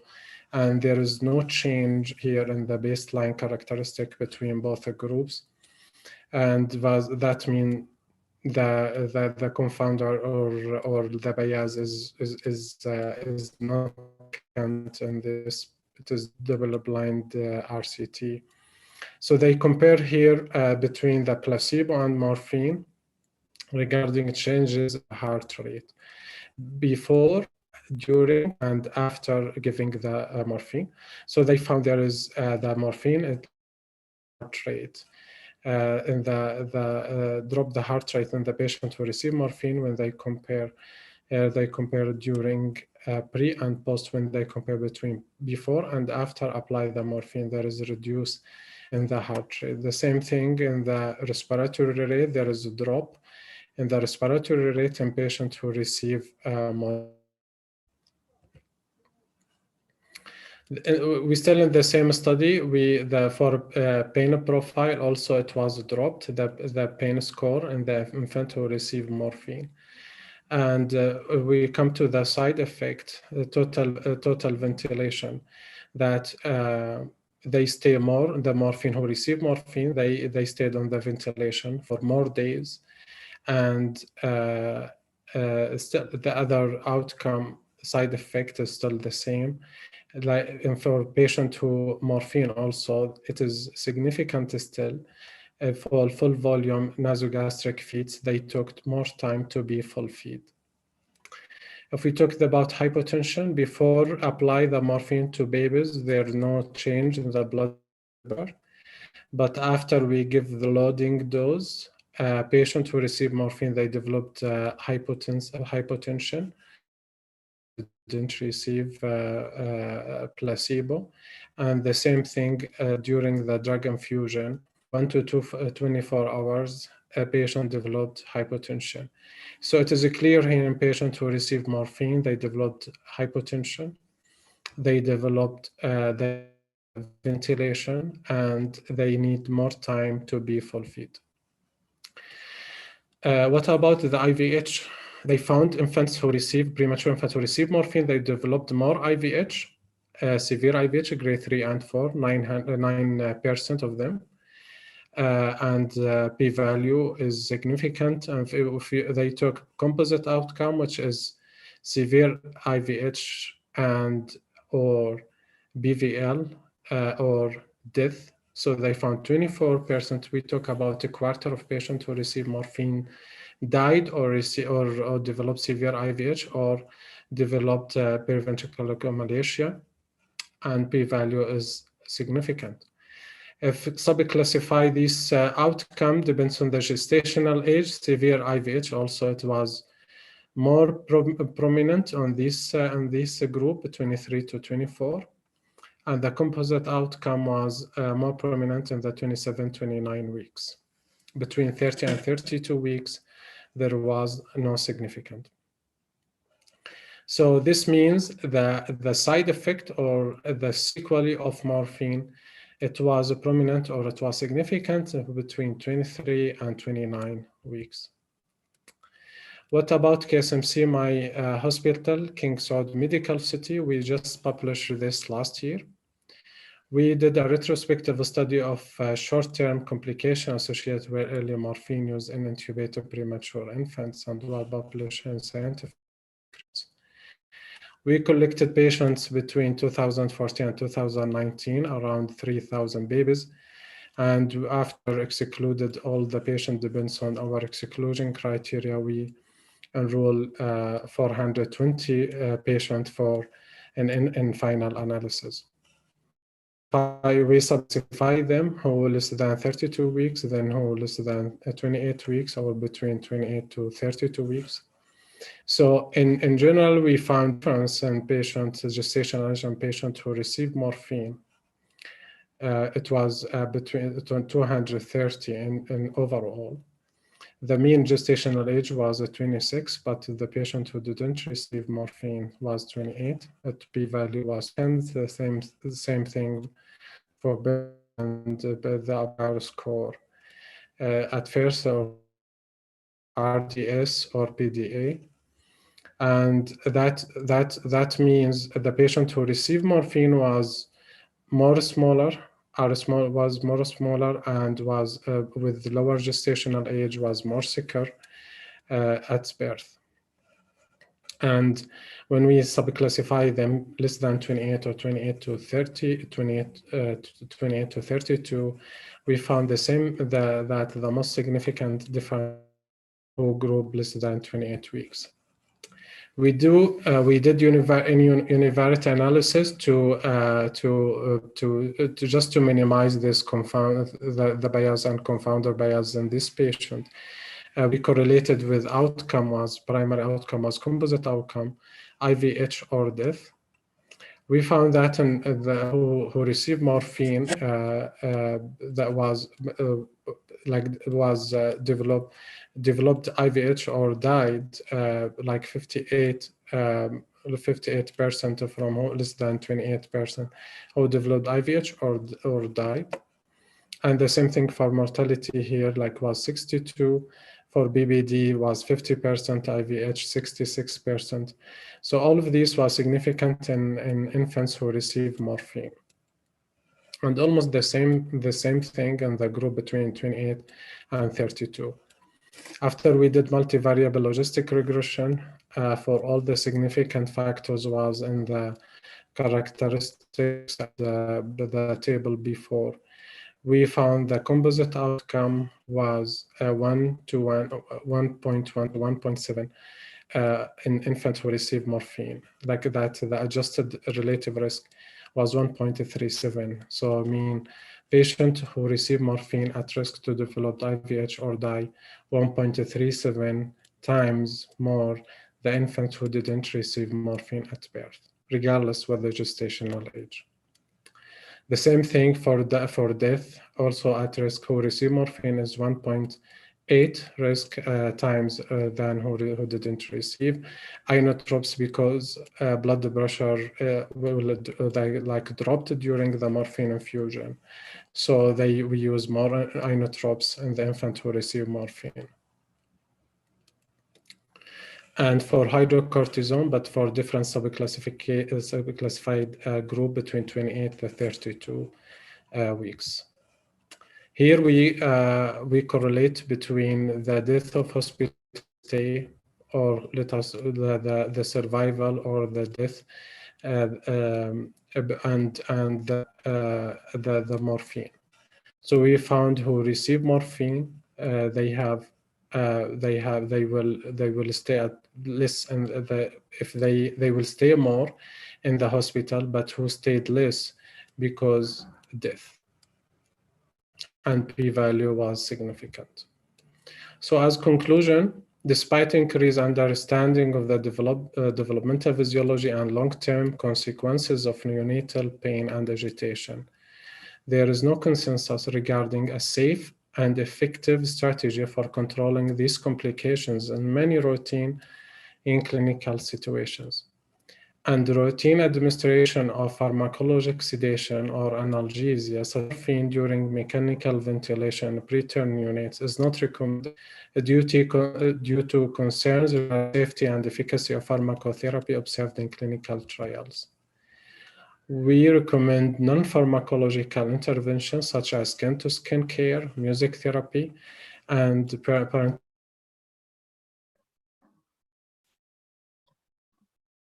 some units inside the kingdom or outside, they implement these procedures. And thank you.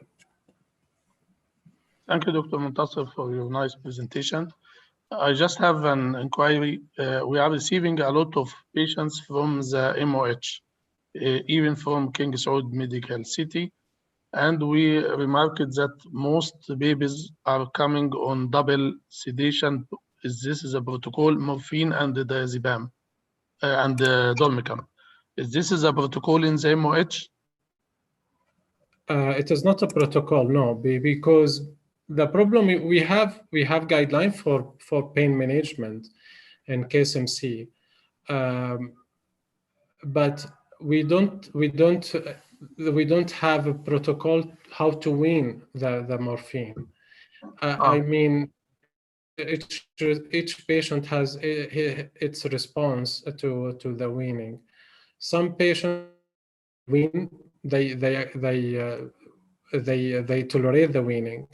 Some babies they don't tolerate. So we don't like, especially for patients who need to transfer them, we don't like to keep the patient on the weaning plan during transferring to the other hospital. So for that, I guess this is the reason why we keep them in the analgesia. No, I mean, why you started double in spite you are recommending now not to use? Yani why we started it?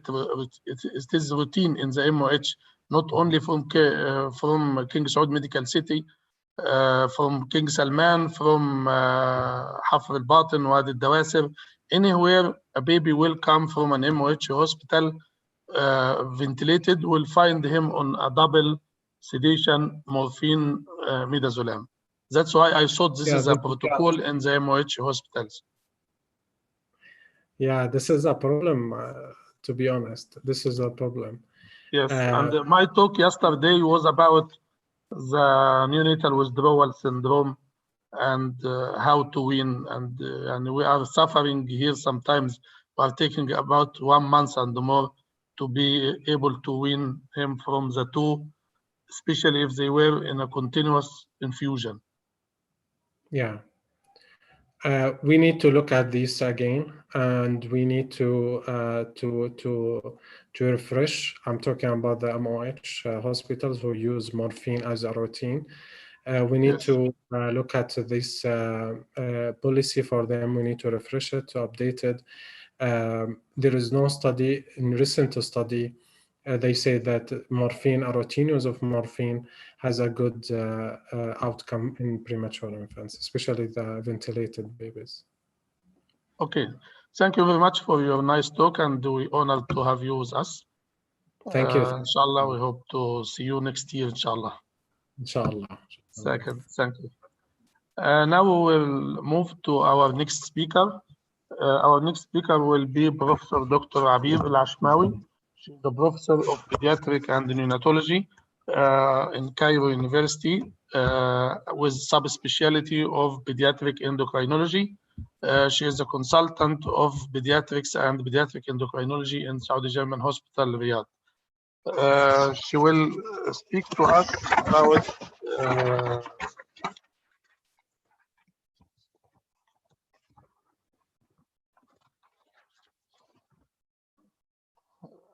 the new technology in childhood diabetes. So welcome, Dr. Abir, and you can start and take your time. Welcome. Welcome. السلام عليكم ورحمة الله وبركاته. بسم الله الرحمن الرحيم. حضراتكم سامعيني؟ تمام، كله تمام. يس. مساء الخير، وانا عارفة ان دي اخر this is the last session and the last lecture, so that the all are bored. No, we are with you till night. No problem.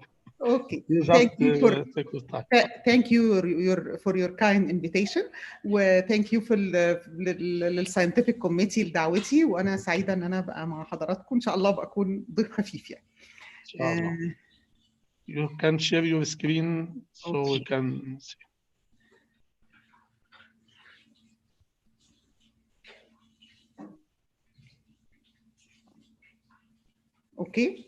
Okay, تمام.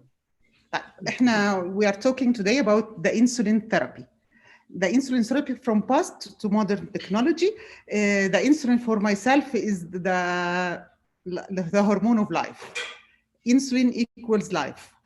The management of type 1 diabetes mellitus, formerly known as insulin-dependent diabetes. Insulin-dependent diabetes is an obsolete terminology, has changed dramatically over the last 30 years. New insulin strategies have improved the ability to maintain the normal life. بتخلي كل الأطفال بيparticipate normally في الحياة. المهم إن السكر بيزيد وخصوصا في بلادنا العربية كلها.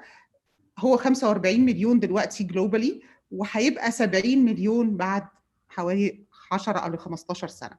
فالسكر بيزيد والناس دي عايزة تعيش في الحياة طبيعي. Dr. Abir, just we have a lot of non-Arabic speakers. Okay. So have we an have outline. to... Yes, our objective is to have an outline about insulin as a hormone of life, past, present, and the future of insulin therapy, past, present, and future of insulin delivery system. First of all, the first thing written about diabetes was an ancient Egyptian papyrus. It was written 30,000 years ago. This is the first description of symptoms of diabetes. It's documented as the first symptoms described as diabetes: weight loss, thirst, excessive urination, and endly, unfortunately, the patient died. The term diabetes started at 250 before the birth of Christ as siphon or drain.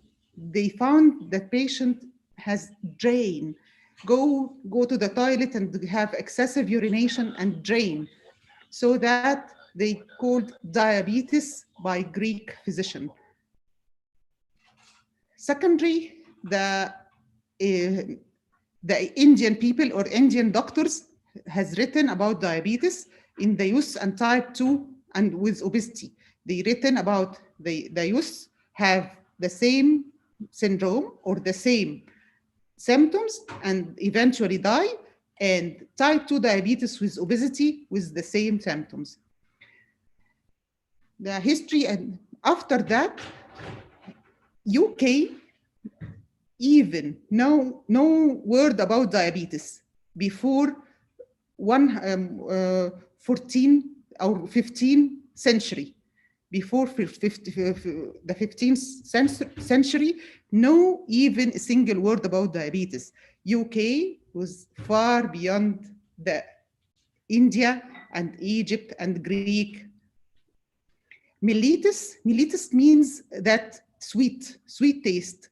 Sweet taste, it's discovered by Thomas Wills and called diabetes mellitus, as mellitus is the sweet taste of urine. Yes, it's a sweet taste of urine, as the physicians or the Greek physicians and ancient Hindu physicians used to taste the patient's urine to detect abnormal constitutions of urine. Alhamdulillah, thanks to God, this is unpleasant practice, perhaps enable them to detect diabetic patients. They have to taste their urines to diagnose diabetic patients. This is a brief history about history of diabetes and history of insulin. They thought about that the kidney is the problem. The kidney was accused to lead to this problem of excessive urination, excessive weight loss, and eventually death. Joseph Morgan and Oscar Minicosi are created the discovery at late 19th century about development of that the pancreas is the pancreas is the source of the problem.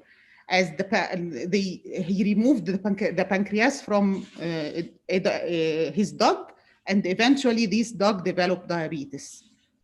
Thanks to dog, thanks to this is the photo. This is the real photo in Europe at 19th century of a diabetic child, which even if diagnosed as diabetes, they put him to die, nothing else. Thanks to Painting and Best are a surgeon and the medical colleague and his medical colleague in Toronto. They discovered that the insulin extract or pancreatic extract of a dog can treat this condition.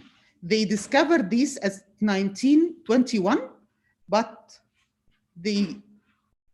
at 1922, this mother of Leonardo Thompson is the real hero. She offered her child to be the first child to have insulin in the world. So that after that, at 1923, they got the Nobel Prize. They deserve it for discovering of pancreatic extract to have insulin. This is a multiple children who received insulin after that. It's a big difference between before and after insulin. Without insulin, there is no life. This is the ancient instruments of using, which can be used to administration of insulin, for administration of insulin. History of diabetes, this is 3,000 years ago, described in Egypt. Then at 1990, they know that it is called diabetes mellitus. In 1961, we developed a non-human insulin. At 1983, we developed a human insulin, which it's a big deal.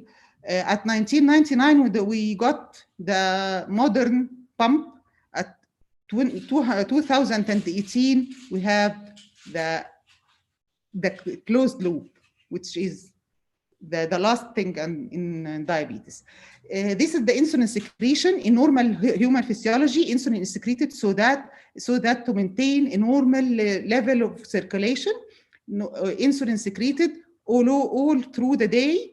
And when we eat anything, the insulin rises to reduce our blood glucose. To reduce our blood glucose and let the blood glucose to enter inside the cell to give us power and activity and energy and everything. Without insulin, there is no energy, there is no power, there is no life. So that we are always want to resemble the insulin secretion in nature. This is the first insulin. This is the first insulin syringe we used in 1922, 100 years ago. After that, this is the reusable insulin syringe, and this is the disposable insulin syringe. Alhamdulillah, we have now pen fill. Pen fill is a very easy technology to use in diabetes. This is the insulin pen. InsuPen, you see how much it's very small. It's not painful at all. The insulin is not painful at all. And the insulin needles are not painful by any means. If we give insulin and it's painful, it's a fault in a technique. It's a fault in the insulin itself. It's not a painful procedure at all. But recently, we have developed the insulin pump. Do you know when the insulin pump had developed? When the human being started to think about insulin pump, it's what do you hear? What do you think? You stop half a minute with yourself and ask about when the scientists think about insulin pump. It's 1960s. This is a first insulin pump called Kadish device. Kadish device is a US scientist doctor who designed the first closed-loop insulin pump device. He worked to provide continuous insulin to the body together with automatic blood glucose sensing. It was a very huge and a very primitive instrument that cannot go with life. The artificial pancreas comprised of a large pump with an auto analyzer operated to measure blood glucose and on and off servo mechanism and control the pump function when blood sugar was outside the normal range. This is followed by a biostarter, a computerized based glucose controlled insulin infusion system. This was at 1974. This was in 1974. You look, it's even, it's the size of the bed. It's the size of the bed, but the doctors and scientists has a continuous thinking about our diabetics, especially our children. In late 1970s, Ken and Pickup developed the new eras of pumps. It's a Mill-Hill infuser. This is a new era. This is called the insulin pump, continuous insulin infusion. Number two, this is a new era in insulin pump. A new era started in late 1970s. This is now in 1990s, represent a new era, another new era of development of insulin infusion pumps, where the technical problems of the early device, such as pump malfunction, has been developed. This is our five famous and 7 all over the world. This is a 7 pump all over the world, registered at FDA approved. Whether it's Medtronic, Roche, Johnson, Dana, it's a very huge companies and very huge products and very marvelous products about insulin pump. How does the insulin released by insulin pump? It's resembling the insulin released by the pancreas. Insulin pumped all over the day, minute by minute. And when we have a lunch or breakfast, or when the child have lunch or breakfast, the insulin pump will pump another extra insulin to equalize the blood glucose released by the food. Okay, you see how it's small and how it's convenient. This is the parts of insulin pump. This cannula. This cannula is a very small cannula, and this infusion sets changed every 3 days. Every 3 days, we change one infusion set and remove the previous one. And this is the insulin pump.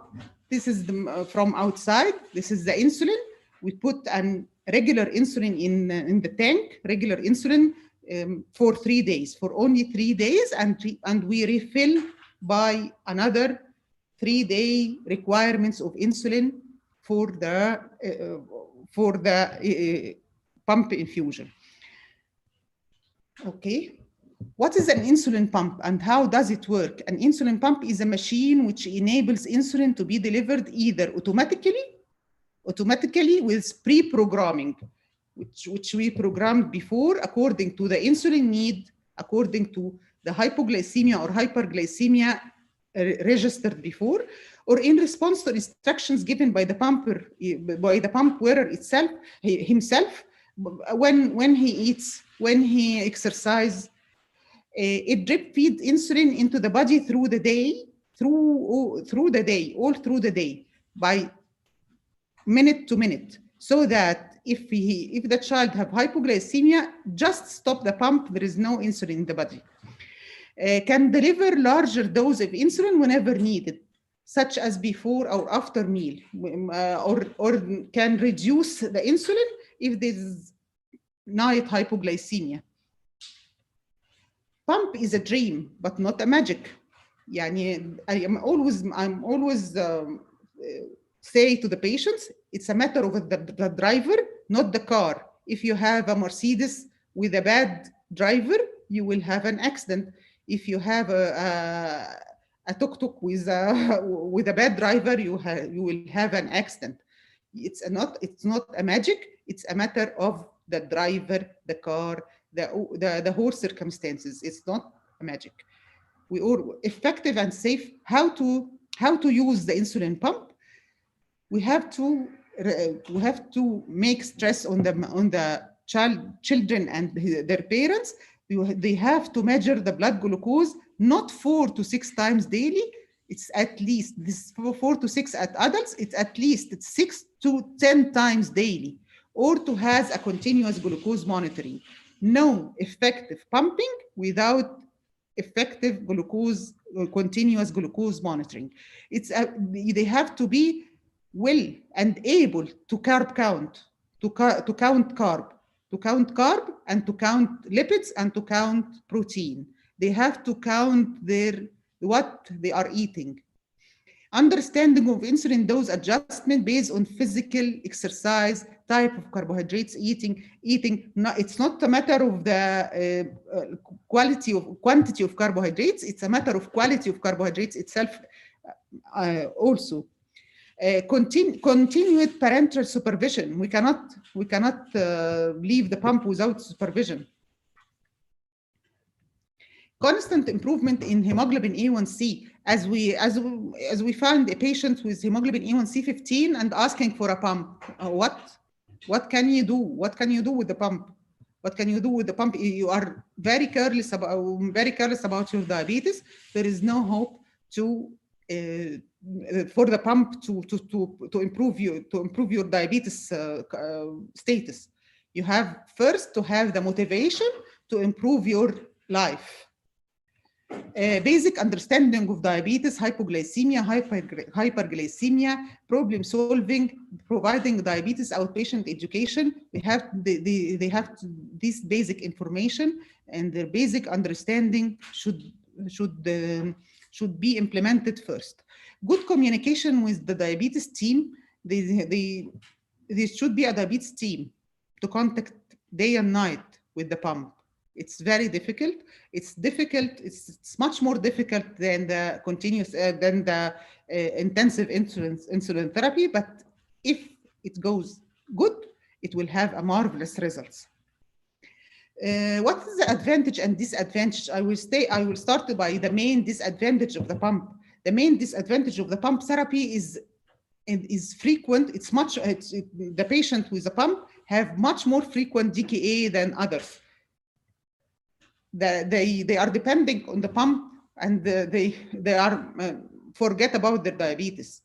And if it's improving with the new pump. The new pump, if slipped or something happened with the cannula or the infusion set, it will have an alarm, so that, alhamdulillah, the frequency of DKA will improve a lot with the pump. With the pump of today's. Risk of skin infection or allergic reaction, it's much more common with the pump. Then we put the infusion set or the cannula for 3 days. For 3 days, it's much more allergic reaction, but it helps in hypertrophy and atrophy problems, as they minimize the site of injection. It increases the allergic reaction, but it reduce the hypertrophy or atrophy lesions. Cost, طبعا, this is the cost. It's very expensive, even in the most expensive, most rich country. 50% of the diabetics in US using pump.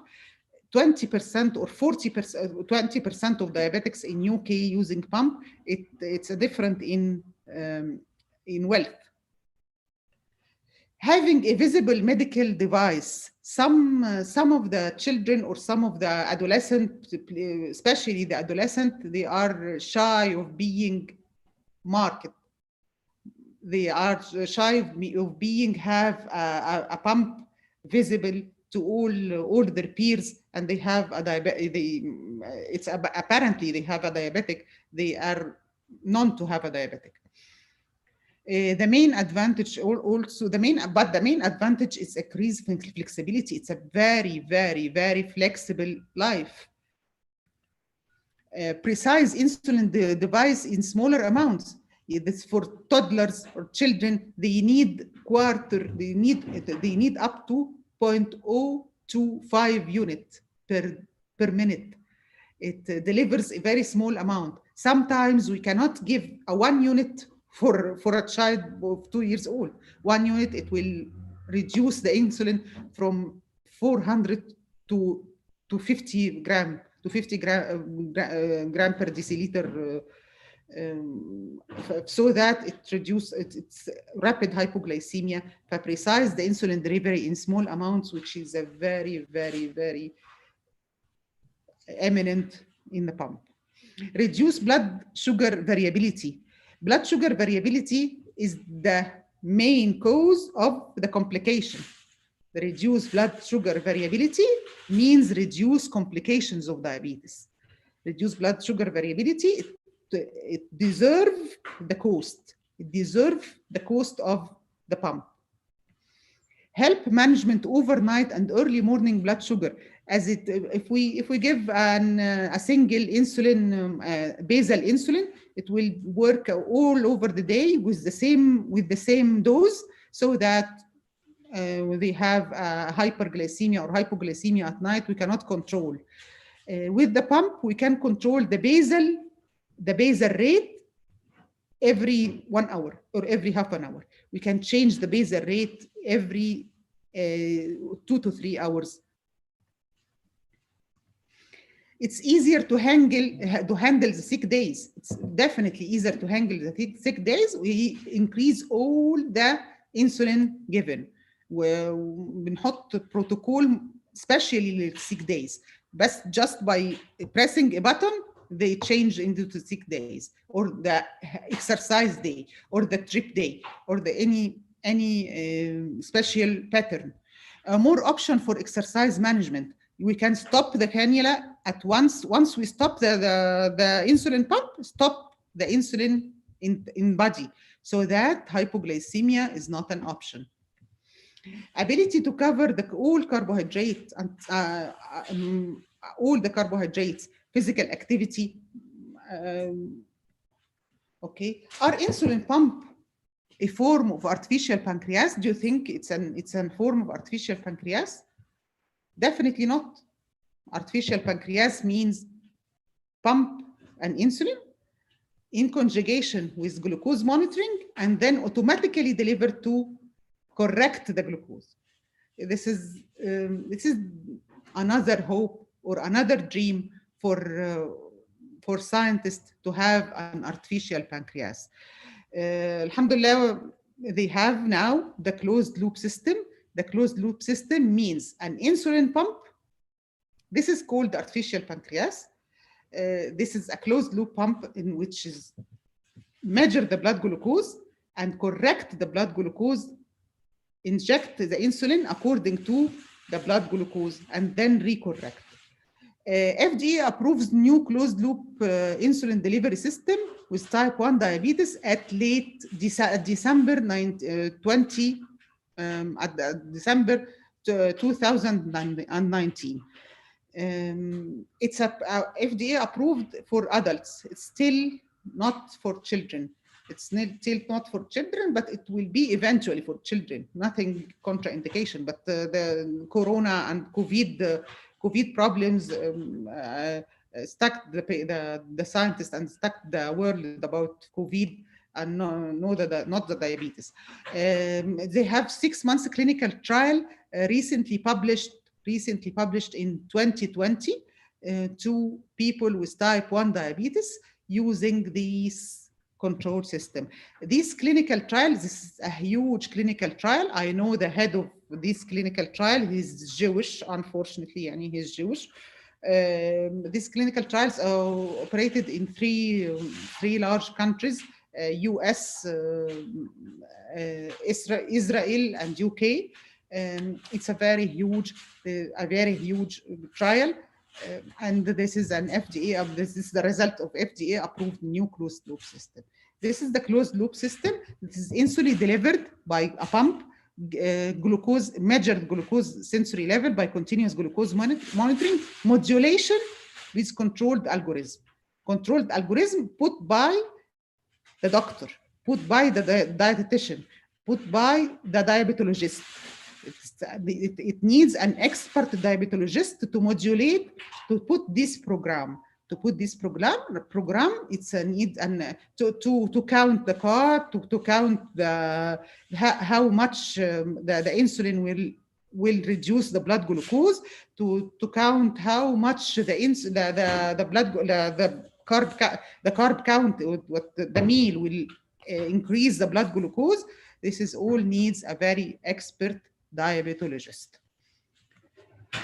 This is next dream for our kids is the closed loop system. We are waiting for the closed loop system for our kids. For what do you dream for our diabetic kids? This is I finished this the insulin pump, and then I will talk about the iPort advanced injection port. This is an iPort advanced injection port. This is a patch or a cannula, a small cannula inserted for 3 days into that same injection site for the subcutaneous injection of diabetes. It's a small and district and to stick into the adhesive bands. It's not a very popular. It's not a very popular device as the pump overcome this iPort, but it's just one application every 3 days. It prevents the injurious injection of the baby. Even it's not painful. It's he feels that he has a continuous injection at least 4 or 6 times daily. This is horrible for his psychological impact. This is just one application every 3 days. It's easily to apply. It includes a built-in inserter. It's by the inserter. It's very easy to use. It's not a very popular device. It's very expensive. It's very expensive in Egypt. Here it's not very expensive, but it's not popular. I don't know why. This is the diagram of the iPort. This is how it's put and how it's injected by subcutaneous by a larger needle, a special needle. Only a soft flexible tube called the cannula stays under the skin. Once applied, you inject your medication. It's by the way, it's available for any medication. It's available for any subcutaneous medication, even Clexane, even anything can be used daily or multiple injection daily. The iPort is a good device. This is the insulin patch. The insulin patch not recommended for children, not recommended for type 1, but I just show you what is the insulin patch. This is the insulin patch. You inject. It's a patch of insulin which disperse the insulin all over the day. Subcutaneous. The amount of insulin is not calculated. Couldn't be used for children at all. This is the oral or or inhaler. This is not for type 1. This is not for children, but not recommended at all. The only one who is recommended is subcutaneous insulin through the iPort. The type of insulin. Back to this slide with insulin secretion. In the normal human physiology, insulin is secreted as to maintain a near constant level in circulation, which increase or superimposed rapidly with every meal or every snack. It's our dream to resemble this pattern. We resemble this pattern by normal basal bolus insulin secretion. Insulin replacement therapy in type 1 attempts to recreate this profile through the use of basal and bolus insulin products or subcutaneous pump infusion, either basal bolus or subcutaneous insulin infusion. We'll start by, this is the intensive insulin therapy. We start by the basal insulin, which was a dream 10 or 50 years ago. It was a dream. It was a dream to have a basal insulin which works all over the day. This is on the left of that slides. This is the intermediate or human. This is the intermediate acting insulin. This is the intermediate acting insulin, which is nobody. It's a very, very, very very small amount of people use it nowadays in special occasions. This is the intermediate. It should be twice or triplet injections per day. It has a peak. The peak of insulin is a dangerous one. The peak of insulin, which means that it's a sudden hypoglycemia. Sudden hypoglycemia if unplanned or unnoticed. This is the intermediate. Or 20 years ago, we are all using the intermediate. It was Lantus or insulin glargine was a dream. Nowadays, insulin glargine is about to disappear.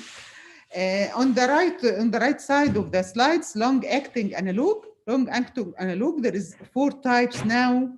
4 types for insulin.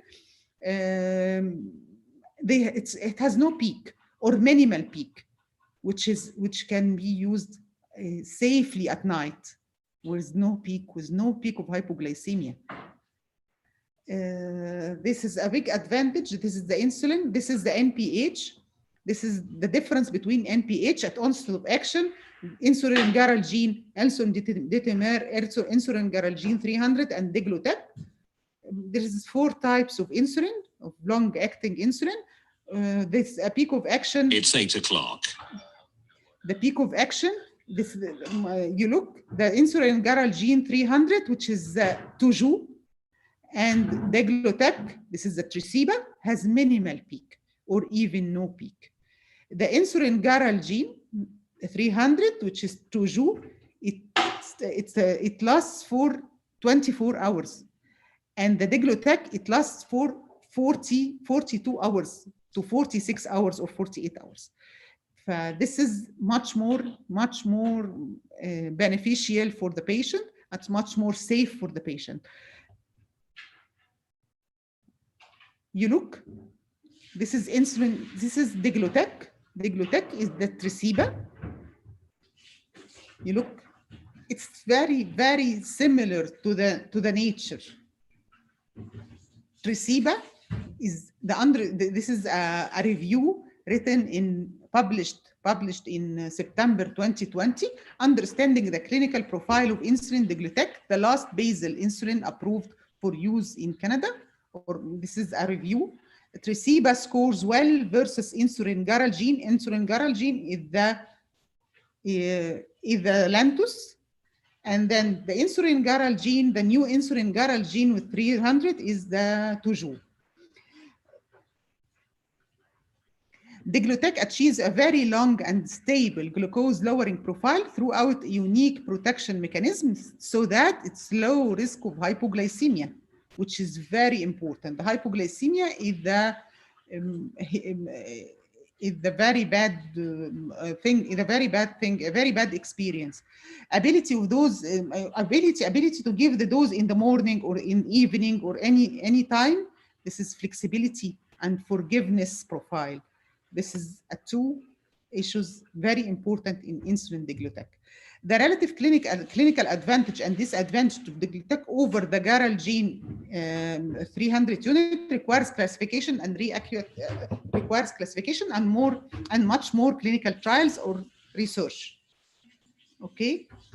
What about the insulin variability? Insulin variability, we said before that insulin variability, less insulin variability equals less complications. reduce the insulin variability, so that reduce the insulin, the diabetic complications. It's very correlated with the diabetic complications. Here, the Toujou, it's a comparative study between the Toujou and the Lantus. It's a Toujou has a less insulin variability. It's a better, much more better than Lantus, than the previous Lantus. This is Sanofi versus Sanofi. This is Sanofi versus Sanofi. They are competing with the same in the same company. While here is insulin Garalgene competing with Tresiba. Sanofi are competitors to Novo. Tresiba has 20% variability comparing to 82% of insulin Garalgene insulin variability. So that Tresiba wins Lantus by far away. Okay. Prescribing Tresiba to the insulin this is the winner. Here is Tresiba or insulin Deglutec is the winner, as he is the only insulin could be prescribed to children at 1 year of age. Even the Lantus, it's 3 years of age, and the Garalgene, insulin Garalgene, the other insulin Garalgene 300 at 6 years of age. So that it's Tresiba is the only basal insulin could be prescribed to a patient at 1 year, at age of 1 year. This is published at 2020.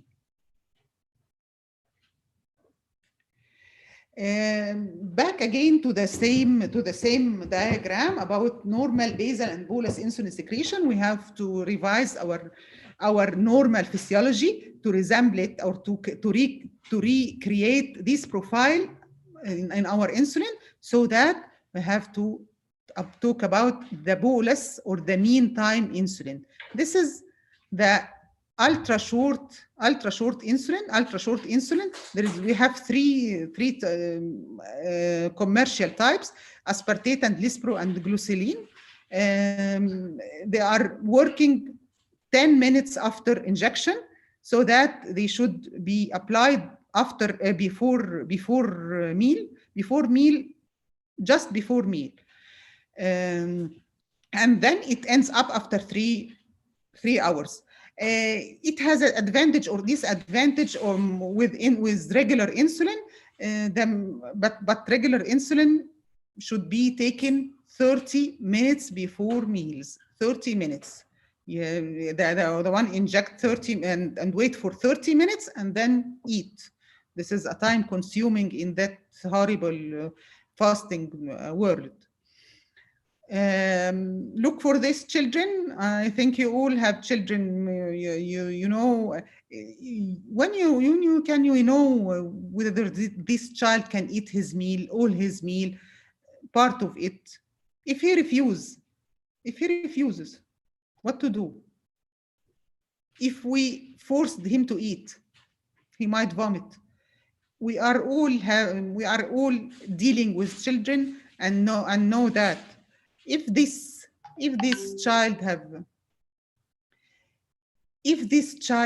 his insulin or her insulin injection before meals as usual, then she refused to eat, so that she will develop hypoglycemia, which is horrible things. Hypoglycemia, if continuous hypoglycemia, it will lead to lower her IQ. It might lead to convulsions. It might lead to even subtle hypoglycemia. It affects the school performance. So that pediatric patients bolus mealtime have a new era by Novo. It's called FIASP. FIASP started at the time of injection, so that it can be used just after eating, just after eating and carb count and look for what she eats, what did she eat in her meal. She eats a sandwich or a huge plate or whatever she eats. We can calculate what she eats and give her the insulin. This is the called FIASP. This is a faster, 2 times faster than the Novo. Now here the Novo competes with Novo. يبقى الحقيقة clap hands for Novo and clap hands for FIASP. FIASP will now is, but it's not in Saudi Arabia. It's not present in Saudi Arabia, but it's now commercial for it's arised for commercial use.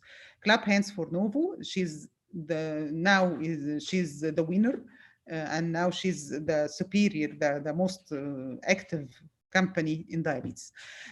Future possibilities, which is an artificial pancreas, which is the closed loop system. We are waiting now for the closed loop system, not for implementation, not for pancreatic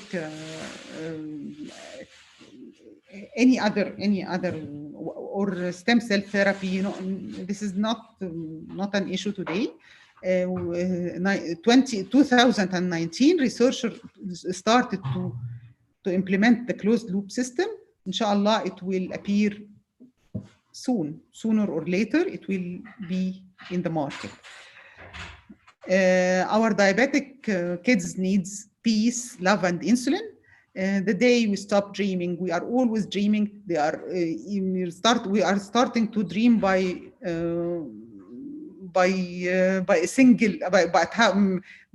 how to measure the blood glucose.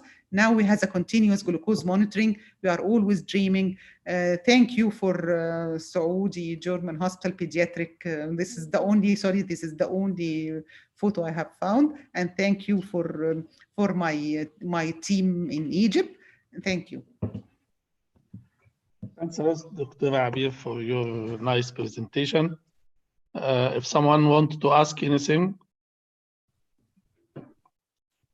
and if not, so we will close our symposium with this nice talk. And I want to thank again our distinguished speakers from Egypt, from Saudi Arabia, and all attendees. And I wish that the symposium was fruitful and beneficial for all. Hoping to meet you again in our next symposium, inshallah, the 5th one. Thank you very much, and have a nice day or a nice night. Good night. Thank you. Assalamu alaikum. Thank you, Dr. Nabil. Thank you for all attendance. Inshallah, a certificate will be sent by email after 3 days, and the same hours it will be enter 1 week after the symposium. Thank you so much for looking so much. Assalamu alaikum wa rahmatullahi wa barakatuh. Okay, so all those who registered for the free, we'll send them an attending certificate. And those who registered for CME hours, as Mr. Tamer said, it will be added to your account on Saudi Council, Mumaris Plus, within 1 week from now. And you will just, please just observe, in case there is any delay after this, you can just send us by WhatsApp or email, and we will follow this up, inshallah. Thank you very much. Assalamu alaikum.